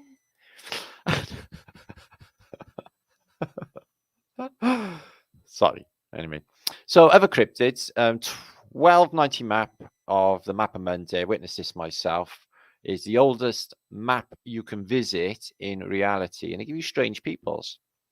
You get the Blemies, which are people with heads on their chests, and they were witnessed by Alexander the Great. There's Shakespeare's included them in Othello. Bullshit, bullshit, bullshit. And they exist all over the plane, apparently. Scapopoids. Scapopoids have got a giant big fucking flipping great foot that when it hits the ground gives off a kinetic blast and basically just like a nuclear fart, if you like. Yeah, nuclear fart. Troglodytes, they still exist in a modern day in the sewers of Boston and New York. I made that up, but it's probably true. Like crocodiles. You have canaligators, don't you? But you got troglodytes. And they've been eating. Have you ever seen that film, Midnight Train? Troglodytes, guys. And they exist. And they live underground. And they're not human at all. Okay? They got nothing human-y going on. They got pure attitude, apparently. And the Cynocephalia. We know them quite well by now. Okay. Dog heads. Now, could that be why they call the Isle of Dogs in London? Well, makes sense, doesn't it? It's not like, oh, we named that dog that massive, massive area after the 3 dogs that once lived there. It's more likely the dog rulers that existed there. What about Doggerland? Doggerland's flooded. Was that a place where the dog-headed people lived? Pray tell. Beasts of the world you get as well. Okay, in this map. So I'll link this up. It's awful fun to go through. Get Bible stories. Yeah. Mystery of Christchurch, Eden up there. Okay, this is also like a boat, this picture, so it might be all in Noah's Ark, and they're telling us. Which is Noah's Ark here. Strange, wiry looking affair. And the Red Seas, or the Reed Seas in Exodus. Movement of Jar people, gay. And by the rivers of Babylon and the Tower of Babel. Okay. All in the map of Monday, 1290 map. We can witness that in Hereford Cathedral. Okay. If you're Welsh and you go to Hereford, there's still a bylaw that they can hang you if they catch you on the streets after 6 o'clock. Okay, so just be careful. That probably exists in a lot of Welsh towns. I think I'm just tipping you off here. Okay, because we're not flavour of the month in a lot of places. Why? I don't know. I think they should warm to us, really. Yeah. So I'm coming back for a moment and give you all a big shoutage. We've got 1,024 of you watching, and we got loads of juice to come, guys. Fantastic, yeah. So yeah. So I have some cool research. Okay, it looks like there's different ideas for dragons. To conclude, though, I would say that the dragon, looking at the Ak, for example, and some of the evidence like Marco Polo and Nidhogg, the dragon, I would say is good evidence that this is actually a living physical entity. Okay, like Nagas. So, and it could be an analogy for electromagnetic technology because they are so fantastic as creatures and they probably got something going on anyway. Okay. Maybe they're more electromagnetic. Maybe they arc a lot. Who even knows? We can. No? Rub your slippers or across a carpet. Watch the thunderbolt. Don't do that. People get hurt. Anyway, on with the show. Now, next we've got a load of information coming up. I'm going to show you some mudflood, some awesome photographs, and comedy. Do you like comedy? Grab a giggle, should we? 1,000 of you watching. Much love to you all. To flat fans. By rights, yeah, I got 42,000 subscribers on this channel. 42,000 people should have actually been notified. There should be 42,000 in this chat. And the 2,000 I told on my Instagram earlier, where are they? YouTube? Rubbish. I'll put up with you, because you put up with me. You need to sort all this shit out and leave Lee alone. Get him back. Hurry up and all. Yeah? We'll be more lenient later.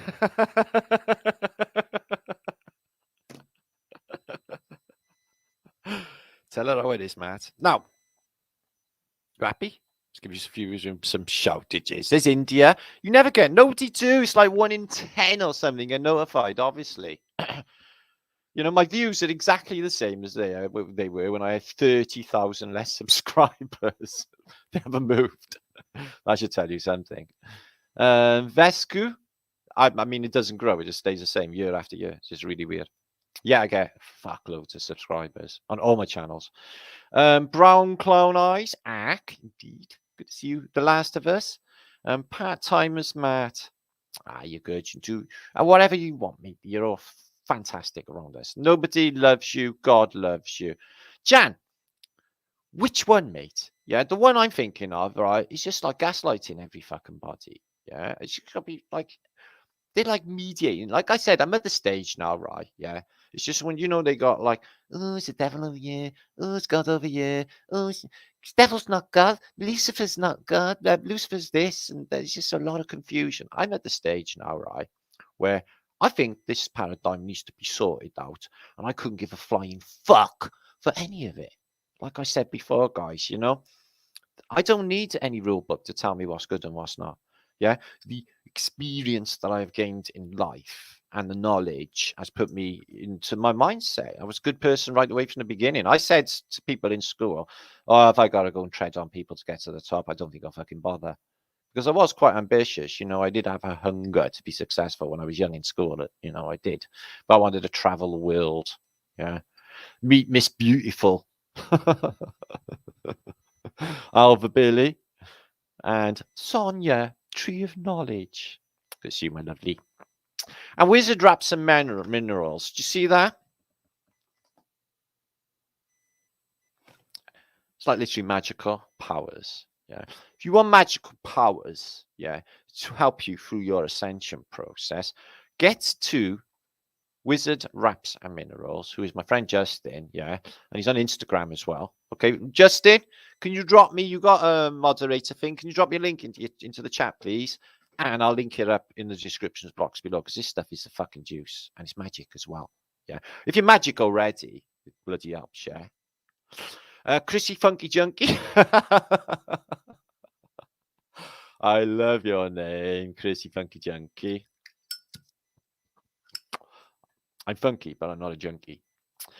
Festad Manster, good to see you. YouTube censors the minds. Nah, I got sneaky ways. I'm surreptitious. I'll say it all. Right. What I found out, right, is the algorithms stay away from laughter. They want everything negative content. So is everyone like moaning at one another, calling one another out with no evidence whatsoever, and all of that bullshit that goes down, you know? So when you haven't got negative intent, you get 1,000 people in your chat. Spirited Woman, much love to you. Love that name. 420 indeed. Lindsay, yay! Nagas are dragons. And Cat. Yeah, we learn a lot today. And numbers, numerology. Yeah, have you seen that film 23? Make you nuts, all that shit. Just wait, just watch yourselves. Truth. You start seeing their recurring numbers, like 111 is just in your face all the time. But there's other ones, other sequences that I'm noticing, and I know it's part of it. And I know it's the Most High saying, "Don't worry, Matt. She's got your back." Not that I am a worrier anyway. I'm not really anymore. I was a terrible worrier. 41k got jammed. Don't know what that means, Paul. Don't worry about it. Pranda, Margaret, did you look that up? Or are you Welsh? Mary Golden, Nina Davison. Hit me, shake me, Streezer.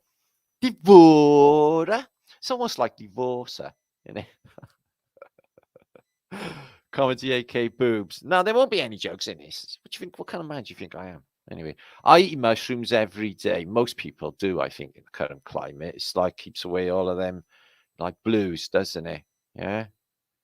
They're giving it anyway. I got friends. If you look in the link below in the descriptions box, Wellness, it's a TV sort of a virtual doctor. They push through legalization of psilocybin for depression. And, if you initially look at why, say, for example, MMDA was initially invented, was for combating Alzheimer's disease and mental illness. And then later they found out it was good for activating serotonin and for, we ended up in the rave scene, but not initially. And although you find a lot of this, and psilocybin should have been used all along, for depression, for getting rid of them heavy metals in the brine. The number of benefits for people, this is this is medicine we should be having, and this is a God-given right to have psilocybin or psychedelics. Having not lived your life without psychedelics is no fun at all. Now, we're going to look at something slightly uncomfortable, but it's only for a short while. It's 10 Stages of Genocide, okay? And I'm going to read it out to you because it's a document from the 1980s, and it got added to, which I find spooky. Maybe you got more information than me, to give you the download of 10 signs of genocide. Okay, very, very, very telling this is. And then I'm going to look at some funny stuff. Okay, if you are of a sensitive, got sensitive brain or disposition, yeah, tough shit, really. I can't help it. Share this out, please. 980 of you. Fat thumbs. You're on a good Flatterday so far. You haven't got the funny stuff, yeah. Got some pills of wisdom later as well, and some current affairs, news, and everything else. Okay, loads to look forward to. Make sure to share this out, please. Help with combating that bullshit algorithm that doesn't like flat Earth British truthness. But whatever, we just trundle ahead. We don't even really bother because that would be ego. So State Department, Genocide Watch, 8 Stages of Genocide. This guy here had put it forward, and then it was added to in 2012. Okay, 10-stage model, government American model for genocide. Okay. Okay, so it's incredible. It's from a credible source, the American government. Classification, number 1 stage. Characteristics. People are divided into them and us. Oh dear. The main preventative measure at this early stage is to develop an universalistic institutions that transcend divisions. So us and them. The Jahabed and the not Jahabed. 2. Symbolization. When combined with hatred, symbols may be forced upon unwilling members of pariah groups. Oh, shit. To combat symbolization, hate symbols can be legally forbidden, as can hate speech. Okay. Apparently, according to YouTube, I'm a hate speecher and I'm a violator and everything else. The weird thing is, I'm talking the truth. But symbolization is a definite thing. 3. Discrimination. Law or cultural power excludes groups from full civil rights, segregation or apartheid laws, denial or voting rights. So if you haven't had a JHAB, you haven't got a passport, can you go on holiday to Costa del Nicolas? No, you fucking can't, can you, without a passport? So that's happening 100%. Now, Austria, if you haven't had the JHAB, you get a slap on the back of the hand. You've got to stay home like a naughty little Austrian, haven't you? I don't know if they're paying them. Pass to enforce laws prohibiting discrimination for citizens and voting rights for groups. I'm guessing that's the preventative measures, yes. Oh dear. Dehumanization is number 4. One group denies the humanity of another group. Oh, this is happening. Members of it are equated with animals, vermin, insects, or diseases. Like in World War II, the dehumanization of groups like Jews or Russians. They thought upon them as they are not human, or they are animals, they are vermin, etc. And coming with some of the American politicians, I will show you one later narrative disgusting of how they are thinking of people who actually think for themselves. Local and institutional leaders should condemn the use of hate speech and make a culturally acceptable. Leaders who incite genocide should be banned from international travel, have their foreign finances frozen. Okay, that's quite simple. Now, number 5, organization. Genocide is always organized. Special army units or militaries are often trained and armed. Okay, and the UN, if wherever the UN are, guys, that is a colloquial term for everybody's going to fucking die. Yeah, you see the blue helmets, everyone's going to die. Should impose arms embargoes on government. Let's not look at this because this is not going to help. Okay, this is both sides of the same team playing the same game. Okay, so let's just deal with this bit. 6, polarization. Hate groups broadcasting polarizing propaganda. So we got the internet, so that is every single day awash with it. Okay, everyone slagging off everybody else. Preparation. Mass killing is planned.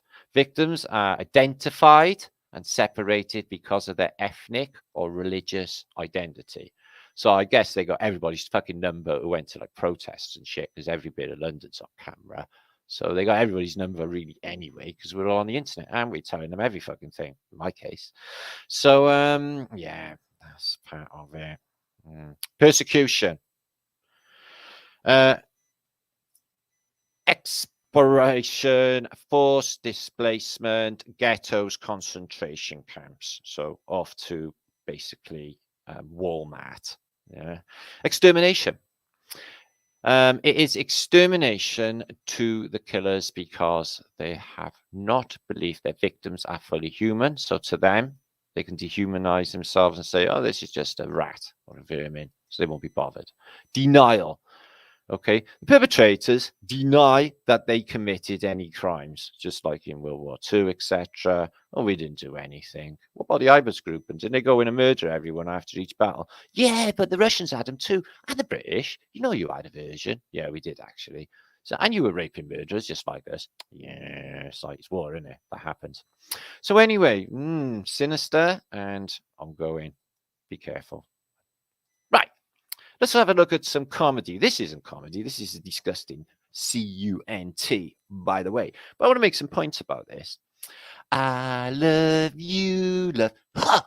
My only true love. In his case, it's like an 11-year-old. This is a famous British paedophile by the name of Gary Glitter. Hands up. It's a stick up. He's the worst human being on earth. They haven't got rid of him. He's still around. Okay.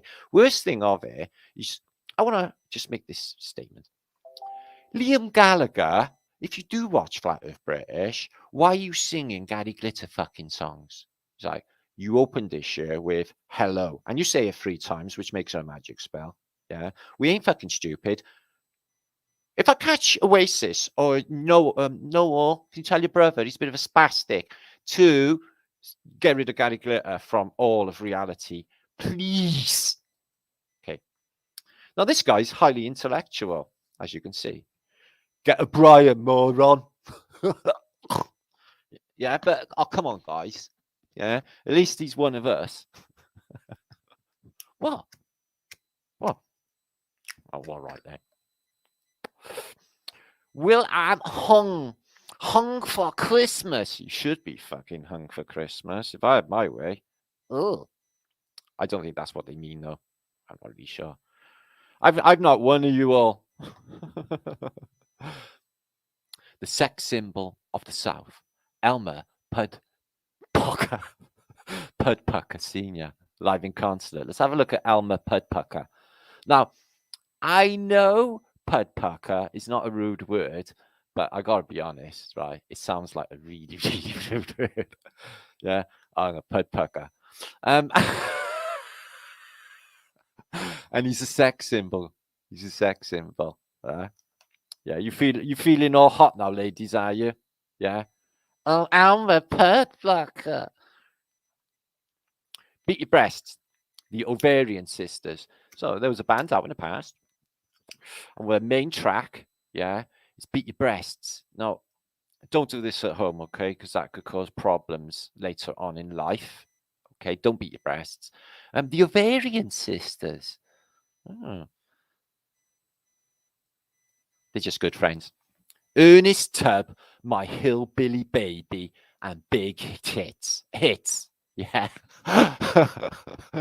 Yeah, there's a lot to be said for hillbilly country, guys. Yeah, it's not all dueling banjos. It's not all squeal like a pig. Yeah, it's My Hillbilly Baby with big hits. Yeah, she's looking at you. She loves you. Screaming Lord Sutch. Well, it's not funny, is it, Screaming Lord Sutch? But he's a British politician. I thought myself, oh, that's wicked. Should I be a flat earth politician? I'd really fucking do their heads in. But I can't be around them because they're poison and I would be basically cruel. I met him. I was in a pub in the Merchant Navy in Exmouth in Devon. And Screaming Lord Sutch type guy was stood at the bar. And I said to him, oh, mate, you looks like Screaming Lord Sutch. Do you know him? He said, yeah, man, he's in the next bar. Do you want me to introduce you to him? So John could get him a pint. Wicked. And then when I went to the next bar, he was the only person sat there because it was him. And he was basically winding me up. So I had a pint with Screaming Lord Sutch. He knew Cardiff. Look at this. Yeti, funky disco sounds. The Yetians. Oh, yeah. Yeah. I'm a Yetian, guys. I'm fucking a Yetian. I love the Yeti down, man. Funky disco Yeti. Oh, man, I bet that's the best tunage going. Yeah, I can hear it now. It's like James Brown, only hairier. Yeah. I'm sorry, sir, but the rules are very clear. No jab, no stable. No Messiah, yo. Now, I'm not going to be, again, I'm not being cruel. Okay, it's just a British thing, a British way of life. This year is a decrepit old mod who has managed to color coordinate his crutches with the rest of his mod gear. Okay. He likes the Kinks. He likes the Who. There's nothing wrong with that. There's nothing wrong with liking the Kinks either. There he is. Yeah. Or Cockney geezer. Now, being me, I'm not being cruel, but I may have to kick his crutches away when I'm walking down the street. It would be disrespectful as an ex-skinhead to not kick an ex-mod's head in. Oh, I'm not going to kick his head in because he'd die, but I could kick his crutches away. Just saying. Jesus, use me. Okay, little Richard Miller. He's got no hands and he's got no legs. In what way do you play that keyboard? How do you get to the pedals? Little Richard Miller. Born without arms and legs.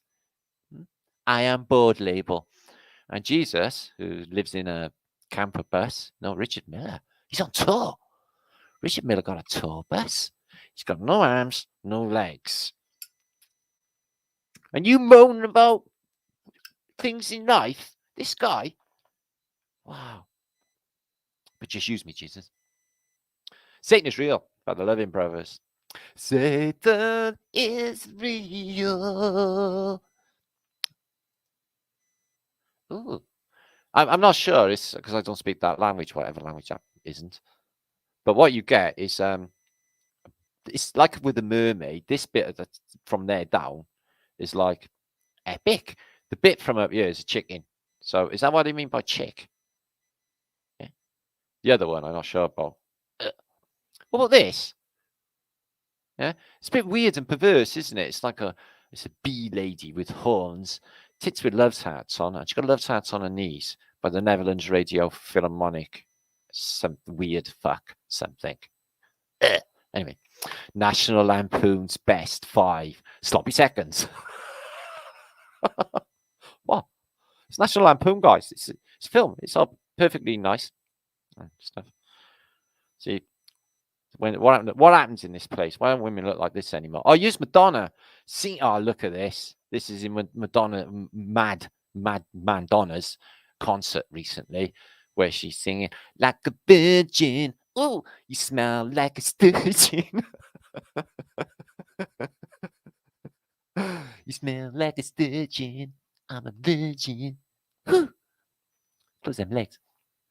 Now, we're not trans-investigating Kate Bush because I'm quite satisfied at this stage in my life that Kate is our chick. Now, hello. Yep, she's big, girls. And see these pants here? Back in the day, right? They all used to wear them. Yeah, they're called disco pants. Angel. Good time Fanny. Who do you think you're fooling? Angel were a classic band. I got none of their albums, but Good Time Fanny. You thought that out well, guys. Look at his cheeky little face there. If you're American, Fanny's something completely different in Britain.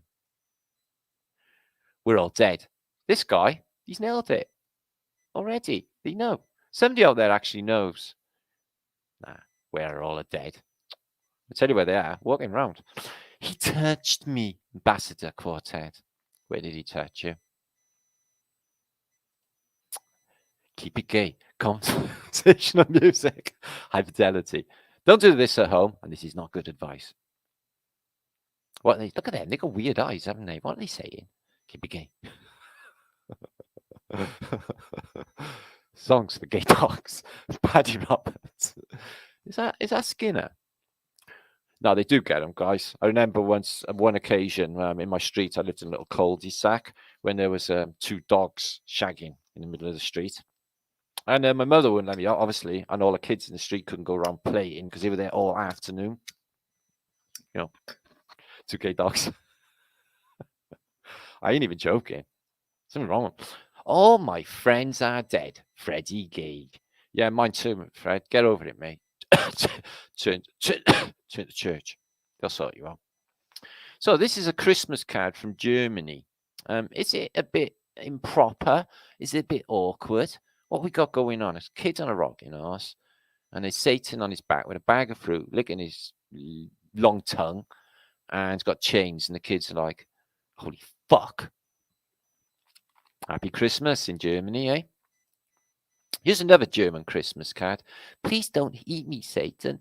Don't take my little sister. I'm taking your little sister. Well, chains. Christmas cards in Germany were more fun than they had in the modern day. No, they're weird. They're sick. I don't know why they're frightening kids at Christmas. Here's another German Christmas card. Yeah. He's collecting, like, I don't know, cherries. And he grabbed two little kids and put them on chains to take them away. Yeah. Later on, they'll be in a famous British politician's room waiting. Dick punch, funny regardless of species. I think that is funny. I think dick punch in bears is definitely funny. It's funny in any regards. Dick punch. It's not funny for the person who's getting a dick punch, though.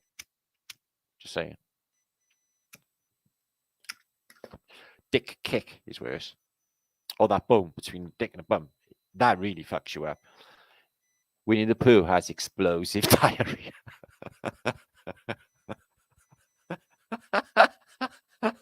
That's pretty bad, guys. Oh, poor Whitney. I liked Winnie the Pooh. Feels bad now. Oh, tainted poor Winnie the Pooh. It's got explosive diarrhea. The Hardy Boys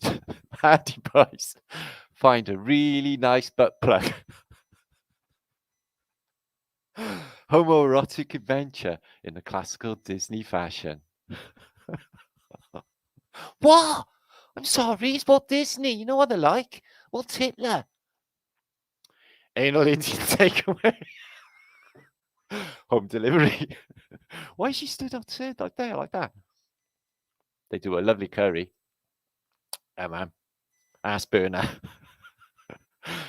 Times are getting hard for Meghan and Harry since they moved to Canada. Yeah, they look like a couple of pikeys. He's always trying to, like, buy stuff on villagers these days. Good decent drugs. She's knocked up again. It's not mine. What? Times change, guys. Oh, I've just had the most glorious bowel movement by Goliath Dumper.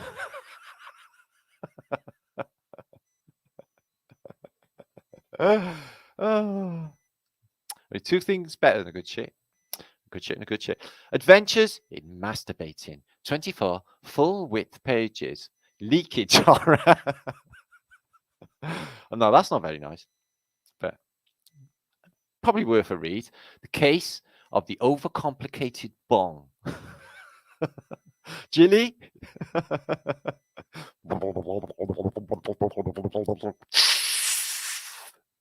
Oh, fucking hell. Ooh. The hills are alive with the sound of... Not all hypnotizing and arachnic demons are friendly. Always use your common sense and stay safe. That's good advice, guys. Well, the next time you meet one, well, it always happens to me. A clean beaver is a happy beaver. No, I would go with that. I would say that is quite correct. Yeah, we want to be happy in this place, don't we? And beavers are absolutely lush, aren't they? Yeah. Anyway, happy times. We're going to move on to mudflood. Mudflood in Moscow. So, right, when you stop laughing and doing stuff, we're going to move on hastily because of time. Okay, with the information. So we got a link here. Let me see if I can translate this because it's in Russian language. It's one of those live link type things. 17.99, and what you got is Moscow. It's not translating it. Don't worry, because I only want to see the pictures. And you got like all the Kremlin and all these beautiful buildings going on in the background, but everywhere is smashed giant masonry, bits of what look like piping, and bits of antiquity and grass and mud covering everything outside. Yeah. And yeah, these buildings are like that. So no infrastructure, just a overgrown, smashed world outside there as well.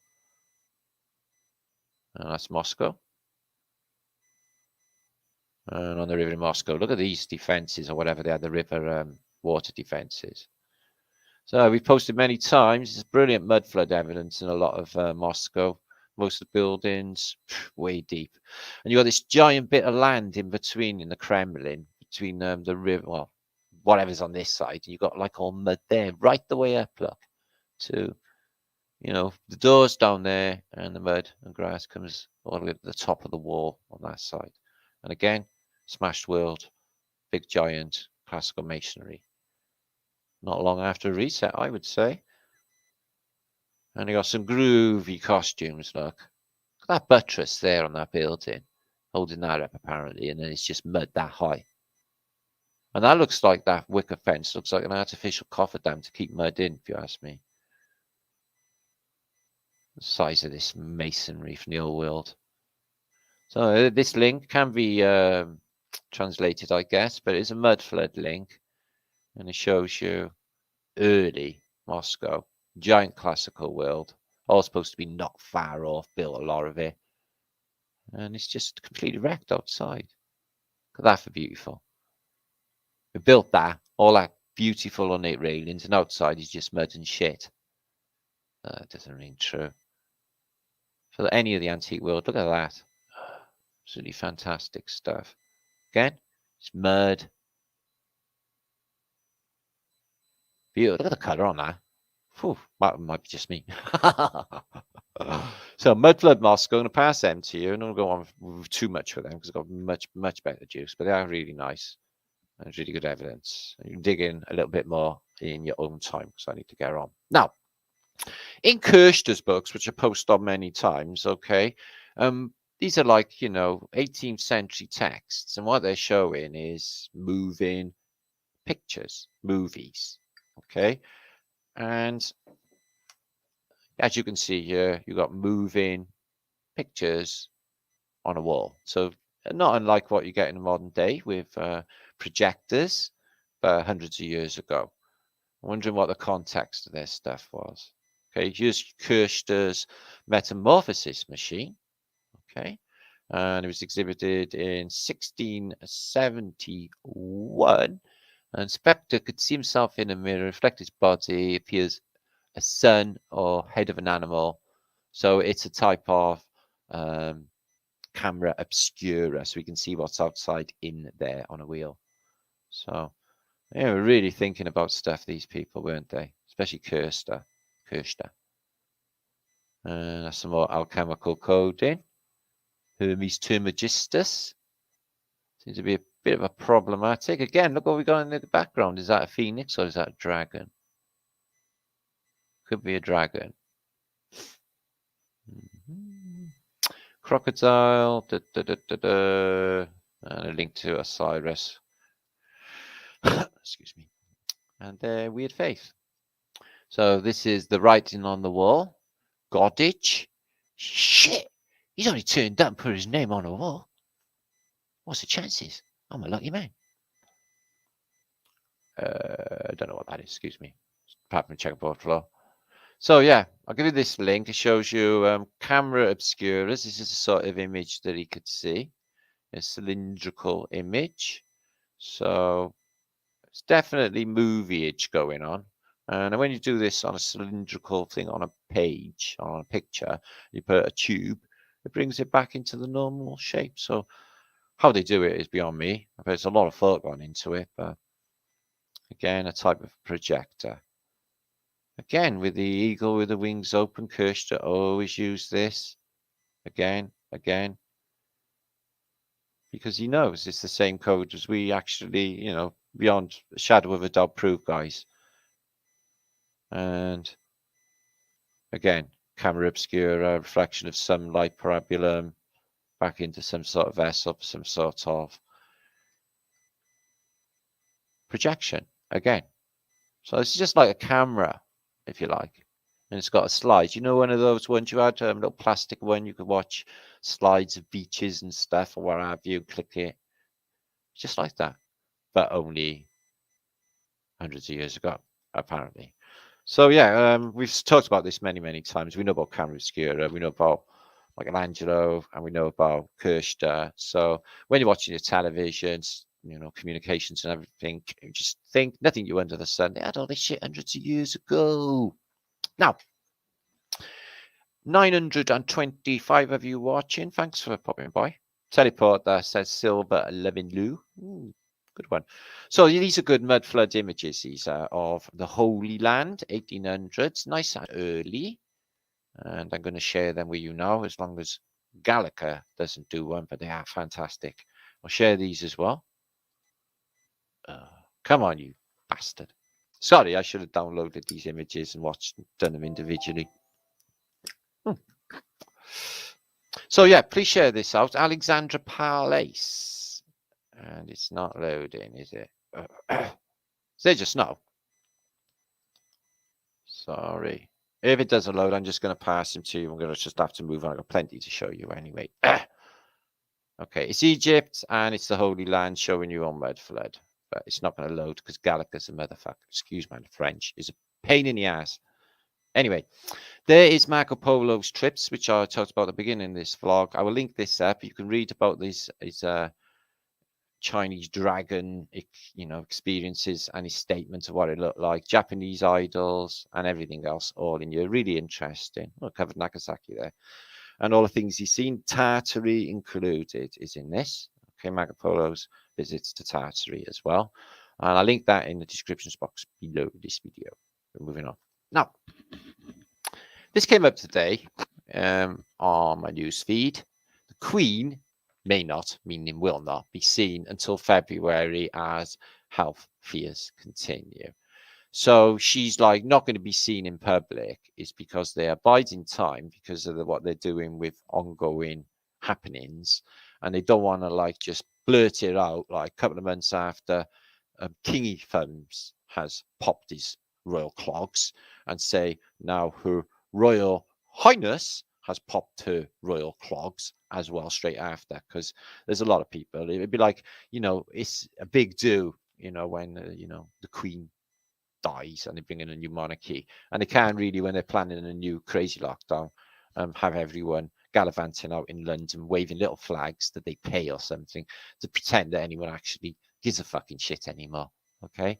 It's Charles. How's Jimmy these days? Well, we've been hiding him. Where's he hidden? I can't tell you. I tell you after kill you. He don't care. He talks to plants. Anyway, if you want healing, I suggest you get over to here. This is Employment, my friend Jilly. Okay, she doesn't do that shit 2% stuff you buy in the chemist. Okay, grown by the government. This is grown by my friend Jilly, and she does the 36% stuff, which blows your head off. And she does all sorts of really good, all nice and legally stuff, all on Employment UK. Make sure to get over there and check it out if you want to get healing. Now, let's see if this motherfucker loads up. If not, I'll come back in a minute and get something else for you to show. We are 2 hours almost into this. Check this out just for the Phoenician book. It's Bible images and they show you dragons and stuff. But again, wings open, always wings open. Effigies. And you get this guy, turns up, Hermes looking, horn of plenty. And he's got some wolf underneath him, which has got like Romulus and Remus, founders for Rome. So this is an Etruscan wolf setting. And apparently they're suckled by a wolf and they go off and found Rome. But in this period, the whole world is burning. Yeah? You got the faceless knight here and a faceless knight that side. Somebody being carried on a back here, no clothes on. Again, you always see that with the apocalypse. No clothes on. And some strange, freaky ass globe thing there. And Britain, Gallia, Spain there, a little bit of Africa. But most of the world, according to this map, is Germania. What's going on with that then?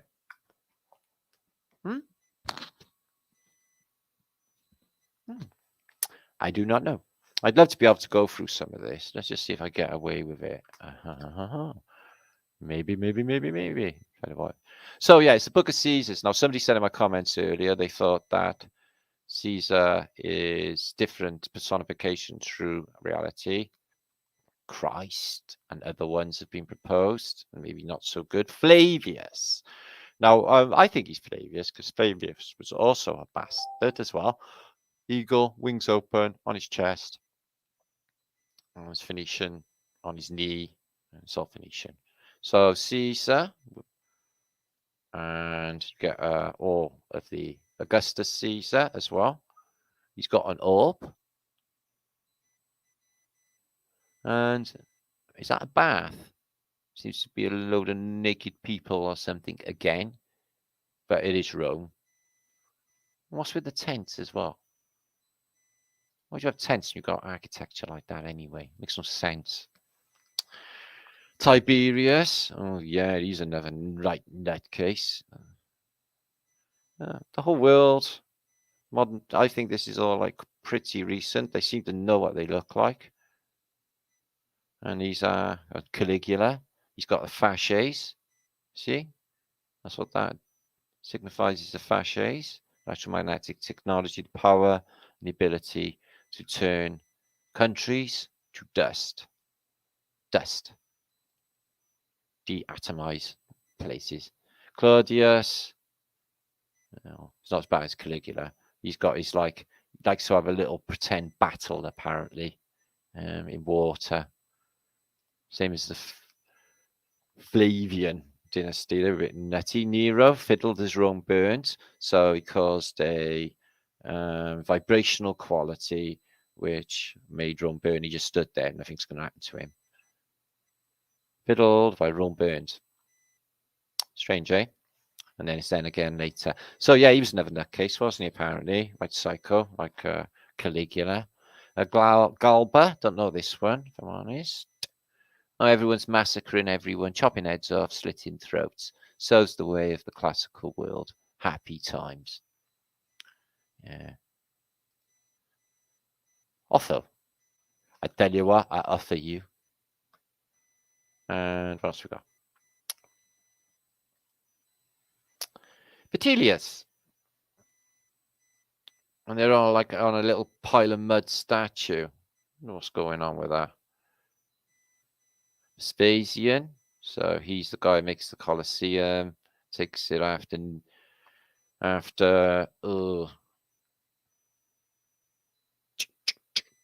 can't remember. Brain's gone. Brain just closed down, guys. Literally. Oh, this Titus. He's a right fucking nutcase. He gets a little island in Corfu where he has like some strange pedo palace. I think this is the guy Epstein took all his ideas from. So apparently, I think it was Crowley that went to stay on Tiberius's island. I think he bought some sort of house there or something. Titan's house he bought on his island. Alistair Crowley. But apparently, the people there kicked him off because of the strange noises coming from there. So the story goes. Dominitius, don't know him. And that is 12. Caesars of Romage. It's quite interesting, that. All right, I'll come back for a second. I'm going to mute my microphone for a second because I want to show you something. How many of you there? 900 of you. Fantastic turnout. Thanks so much, guys, for a happy Flatterday. I'm going to be back now. Give you all a shout. I'm going to answer questions. I'm going to have some Flat Earth British interactiveness with the peeps. Okay? It's cool, isn't it? You having fun? Jolly good show. Wasn't too naughty, was it? No. We're all grown up. Look, there's people everywhere. Somebody's been fucking. I know, Billix. Just saying, bit of a ledge. Don't say Alex Jones, Billix. So, just gonna show. Oh shit! Stop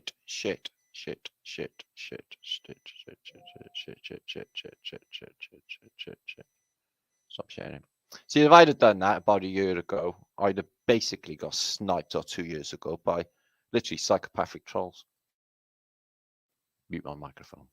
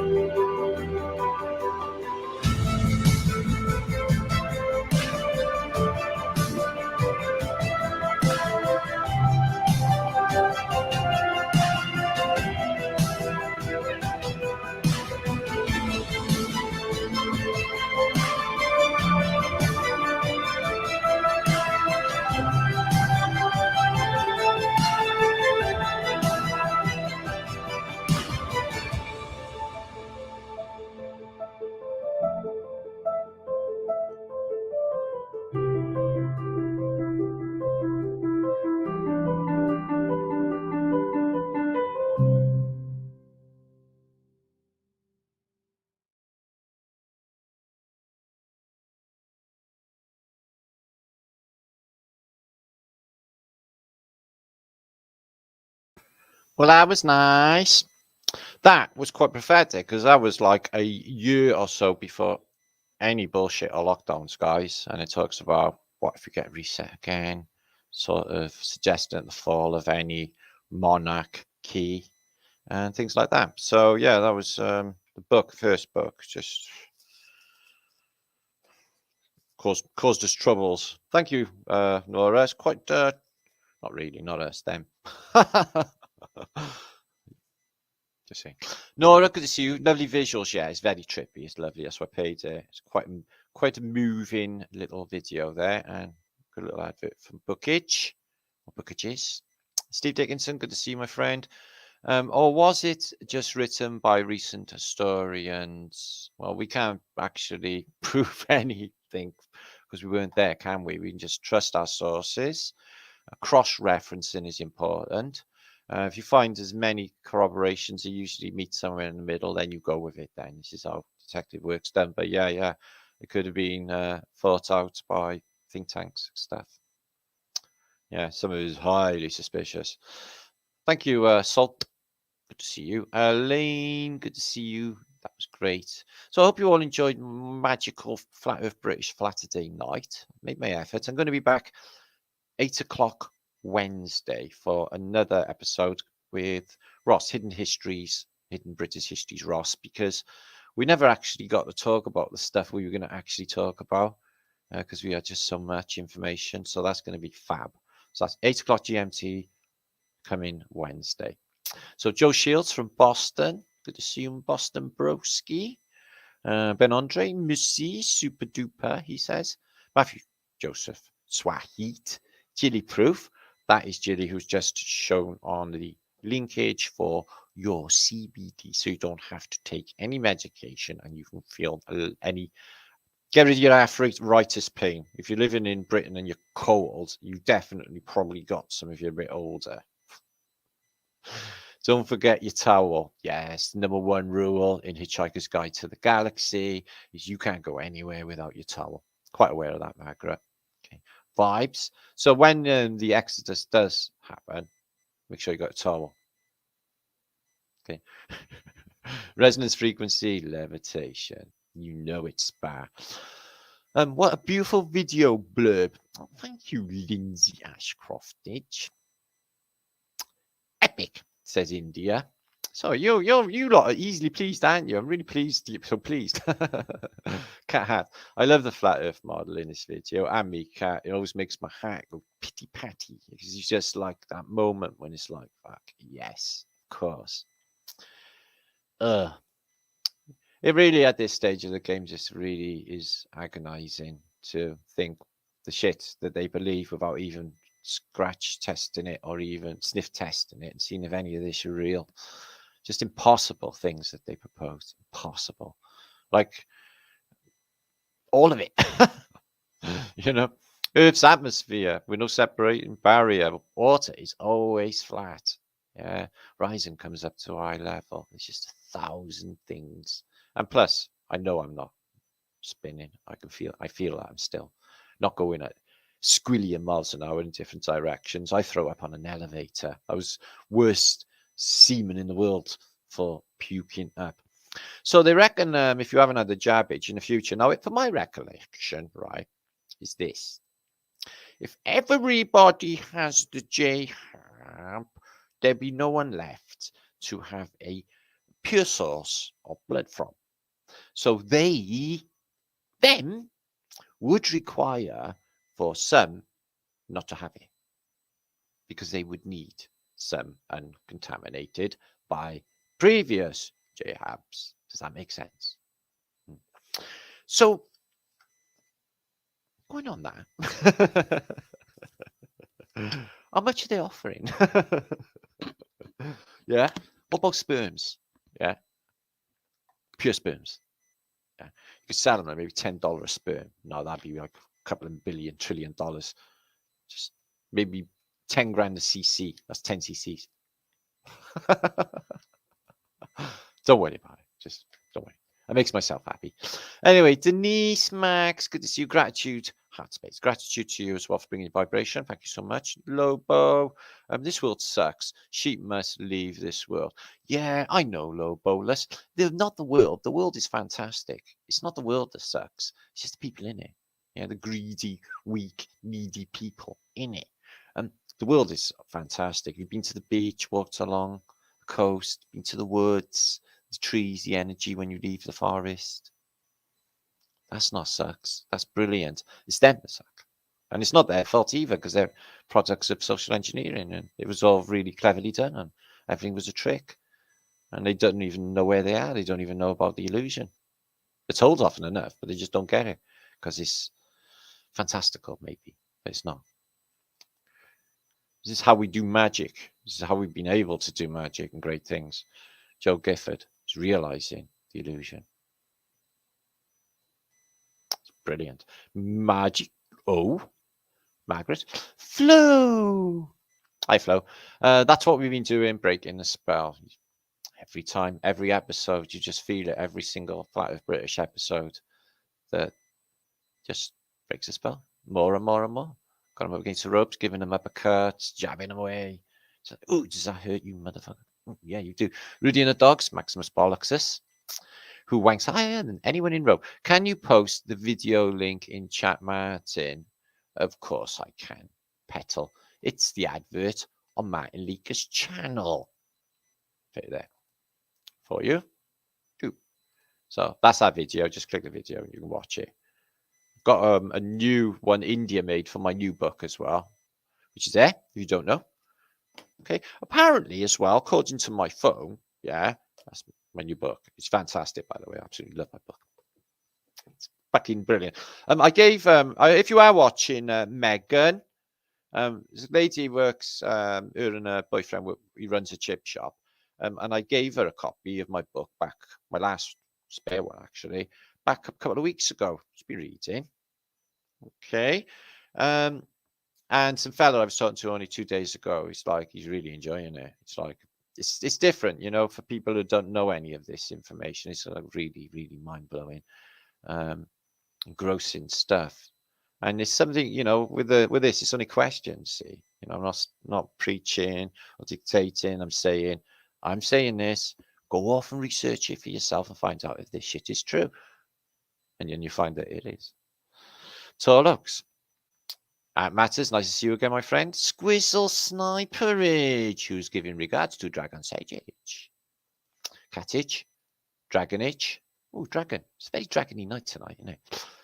Alpha Billy, Blackbird, Enrique, Jeffrey, who's showing us Shroomage. Love in the Midst, Squirrel Sniper. Oh, Samson. Trusika, who is Manny. Dave Knuckles, Sailor Tuck. You know it. I used to absolutely love the merch. Smoking Northern Lights. What? They still around, mate? What year are you in? 1990. Love in the Midst. Fucking hell, it was NFL 5As by about 1986. What do you mean? S. No, wrong with Northern Lights, mate. S. Lee. Hippie Shake. Karen Dirt. Only pulling your wire. Kinnock. Oh, don't say it once more. It's a magic spell, cat. An evil spell. I loved it when Neil Kinnock fell on his face on the beach. So funny. Crowley House burnt down recently. Did it, Joy? Oh, that's sad, isn't it? What smack are you puffing on, Matt? I don't know. That's sort of weird, sort of American language, isn't it, David? I can tell. What's that smack? In Britain, I mean something completely different. Can be very confusing. QC, thank you, Charlie. You would, wouldn't you, my friend? You've been with me absolutely years now. Much love to you, Charlie. Epic Flat Earth brother. Itch. Maggie, who else we got? Artist of El Inyon. I need a horse for jousting upon flat realm. You want to go jousting? Bad for your health, mate. Especially if you get a joust in your eyeball. Yeah. Go. Come on the back of your head. Just saying. I want to see a craggy Norse where Adrenal Adelina lived. I don't know who that is, Margaret, love. Adelina, she a pop star or something. I'm old. I don't know new stuff. I don't even know tech. How'd you switch your telly over? Huh? There are some people my age that have absolutely no idea about technology whatsoever. I'm not even joking. So it's like, don't even know the internet, nothing. Sheesh. Mind you, most of my life was without the internet. You know, we used to have to go to the telephone box back in my day. Thanks for the laughs. Nice one, Matt Pyman. My pleasure, my friend. Lisa, love from British Columbia. Much love to you, lady. Denise, blue sky. So, yeah, it's not all bad. Yeah, you can probably get an app soon. It'll just blag the fucking passport anyway. Probably get one on Facebook soon. No, fucking dodgy this place is. So, maybe I'll have to go on holiday one day, guys. I don't even think I give a fuck anymore, to be honest with you. It's like they're all babos, you know, it's all them, innit? It's all fucking zombified, and they're all like queuing and there was a stupid as fuck, even if it was real, guys. Yeah, a woman in front of me in a queue, it's day. She's done my head in. So she got a face diaper on, right? So she's doing this in front of me in a queue. Yeah. Not that I give a shit. I'm just saying, even in normal circumstances, I'm like Howard fucking Hughes, guys. Yeah. Jimmy. Yeah. Apart from she seemed to have a little bit of, I guess you could say, hygiene problem. They mostly have. So she'd do this. She'd pull it down and go, and then put it back up again. I thought in your weird Brian's, that was supposed to be on you to stop you spreading your stinking fucking germs because it's a pandemic. Yeah. But like, cause that's just like, it was a new type of fucking retard. It's very, very frustrating. Witnessed and been here. I don't get attacked by what's that? I don't get attacked by mad buggers shouting, you shot the wrong way. No. I had a pointer the other day. Lee, I keeps getting pointers. Banks of the works with pointers. It's like they want you to stand on a designated spot. I'm never, ever going to stand on your designated fucking spot. So I stood where I want. And he's like, no, and he's got this finger. And it's like the official pushy finger. Even though it's not near me, it's still got that, you know, that essence of pushness. Yeah. Which, you know, for a split second, I just thought, no, I'm not going to snap your finger off or anything. Because like, there's cameras everywhere, I get real trouble. But stop pointing your fucking finger at me. Sort of buzz going on. So yeah, really annoying. Little bastards. And they're loving all this. They're thinking they're like really important now, aren't they? Spot hit spots, Mr. Cut folks, myself. Ooh. Do you know, my eyes have got really, really funny now looking at this screen. Oh, get tired. So that is 2 hours and 20 minutes. I'm going to wrap this up very shortly. Sorry about the Gallicas that didn't load, but you can see these Gallicas are just shit at doing anything. Okay, they go fantastic for a while. You can present them, and then for the longest time, I've got stacks of stuff to present, guys. It's just I'm getting tired, and I've done a lot this week, and I got to catch up. Okay, so 843 of you still hanging about. All right, thanks, guys. Much love to you all. So to just recap, as I usually do on a Flat Earth British vlog, we're looking at dragons, reality, electromagnetic technology symbols, very possibly, but the Antiquity sort of shows that these things were real. Okay, we looked at 10 reasons for genocide, or 10 list of 10 things for genocide, which wasn't very good, especially separation of family from family, people, friends. You know, it's just agonizing to watch them, and it's for life, isn't it? It's for life. It's not like it was not going back. Not going back on it. Energy shot, horrible, horror film. Chris Vaselis, Martin, stop by streaming tomorrow around. Martin, stop by my stream tomorrow around 4 p.m. your time.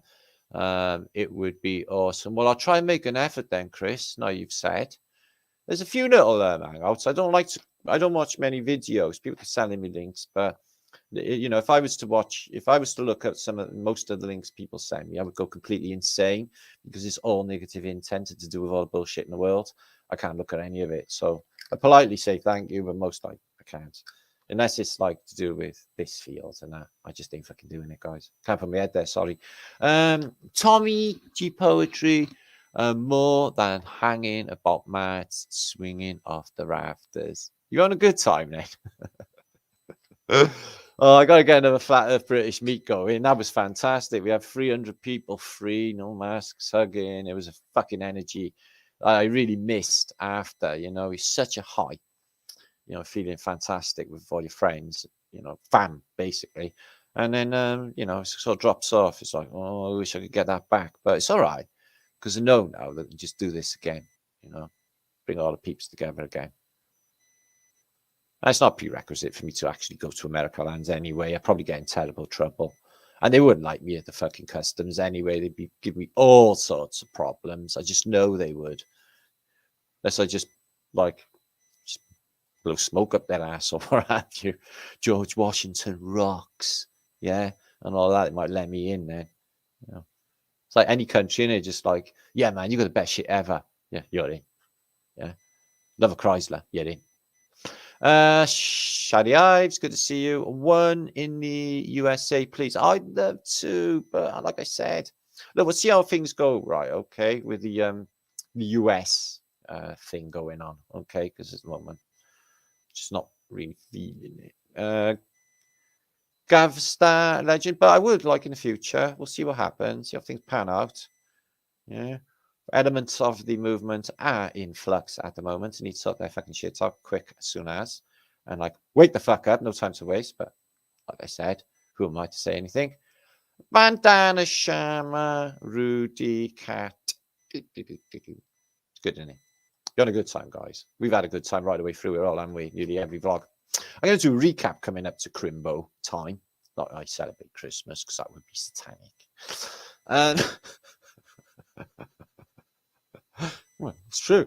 But I will have like a recap of all the fantastic things that we have done this year. Guys, I'm just trying to think in my brain of some of the things that we have done on Flatearthbritish this year. It's just the last couple of years, it's been absolutely fucking epic, guys. Just we've done so much. And the things that we've discovered. Take your breath away, some of this stuff. Buzzes you out, you get shivers. It's just the best juice on the internet. No matter where I go, I just don't buzz the same way. Just don't get them shivers. Just me. Julie. Lovely, lovely Julie. I met Julie. She's lovely, Julie. Julie Proof. Met her too. Flatearthbritish Convention. See what I mean? All these people I got to meet. Darren. Good night. Andrew. Heidelman.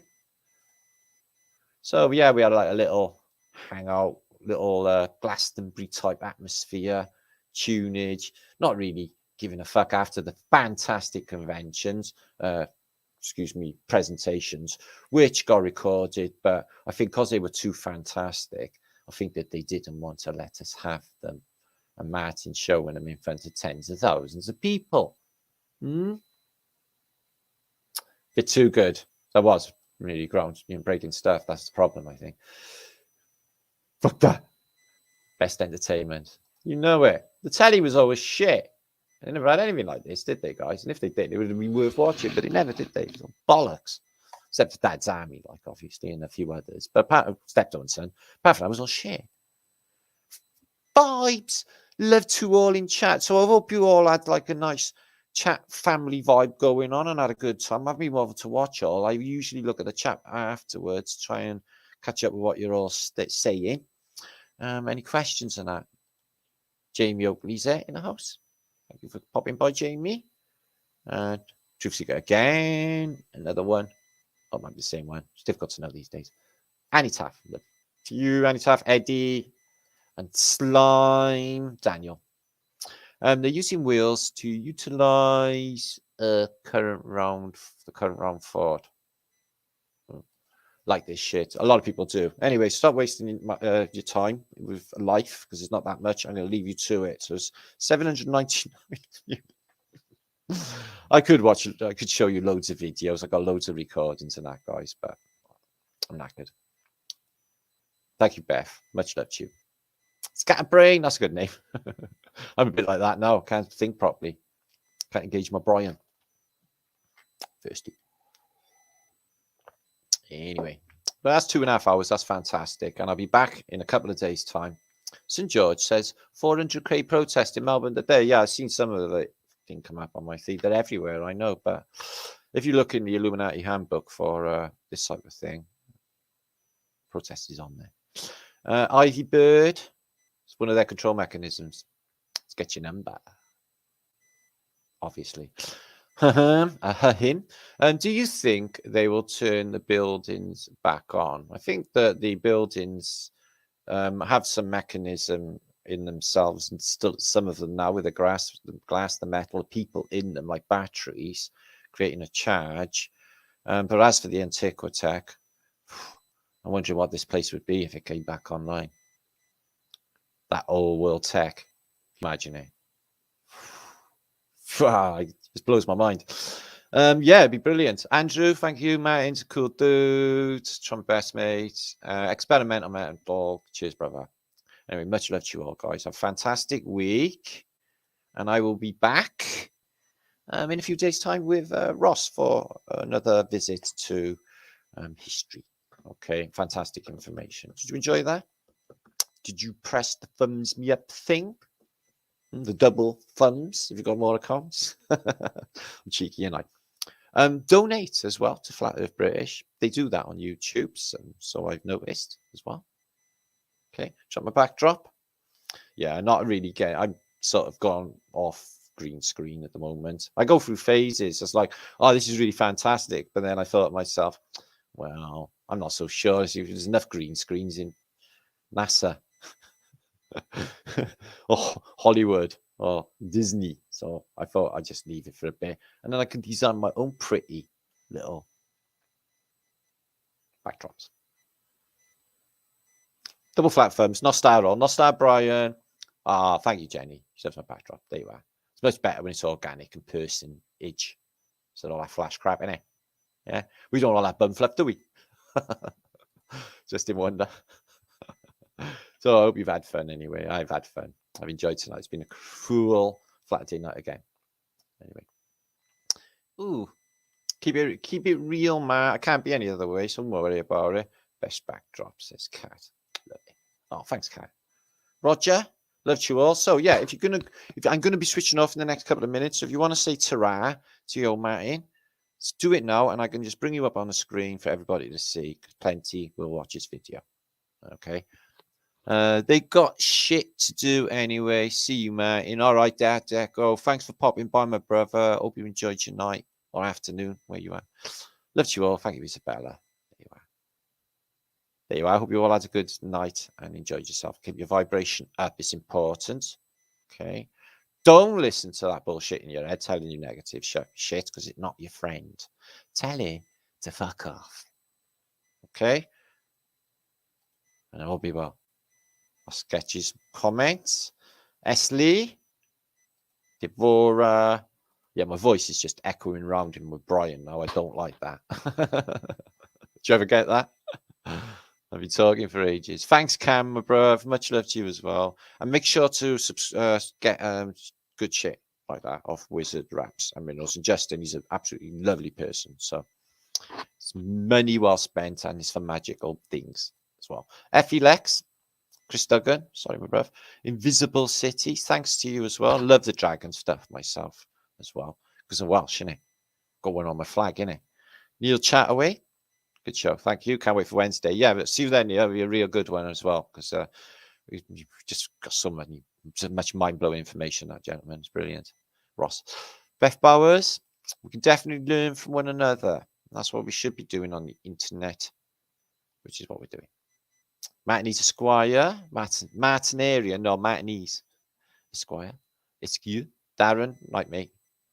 Slime, like me. Kathleen, like me. Steve Kring, peace and love to you. Oh, Denise. Oh. Yeah, it's all the words are sort of mooshing into one now. That's my eyes gone. Intolerant Texan, absolutely love your work, Martin. Thank you. Thank you for liking my work. D. Lewis, Chris Lamb, Vibes. Nice name, that. Scott, Night Matey, Spellerine, and Misty World, and Sally. And there you are. We got 2.5 hours of lovely usage for everyone to catch up on. Make sure to catch up on everything in the last week because it's been a busy week on Flat Earth British. Benny, thanks, mate. Thanks, Fam. Flat Earth Music. Deborah. Jersey Bob's in the house. Didn't see you there, mate. Oh, and Andrew as well. And Lizzo, click. Bill or Miller, just wondering. Oh, yeah. The best. There you are. 'Tis known, Julie. 'Tis known. Chris, got to say it like that. 'Tis known. Or posh like. YNT, good to see you. Why am I too late? Oh, you're late. You'll have to watch it back. Yeah, thanks for popping by anyway. You got a little shoutage as well. Adam Cook, good to see you. My voice is going, guys. 190. Muddy me. Scatterbrain. Said that, didn't I? All right, then. I'm going to F off. Not star to you. Much love to you as well. Okay. And have a good time all week until I get back. Okay. Keep that vibration up. You need me, Martinliedtke7@gmail.com. Everything you see linked up, I presented, will be in the descriptions box below this video. In about 10 minutes time after I made myself a nice cup of. No, I'm going to have this ginger thing now. Be good. Peace and love. Be good. Don't do anything I wouldn't do.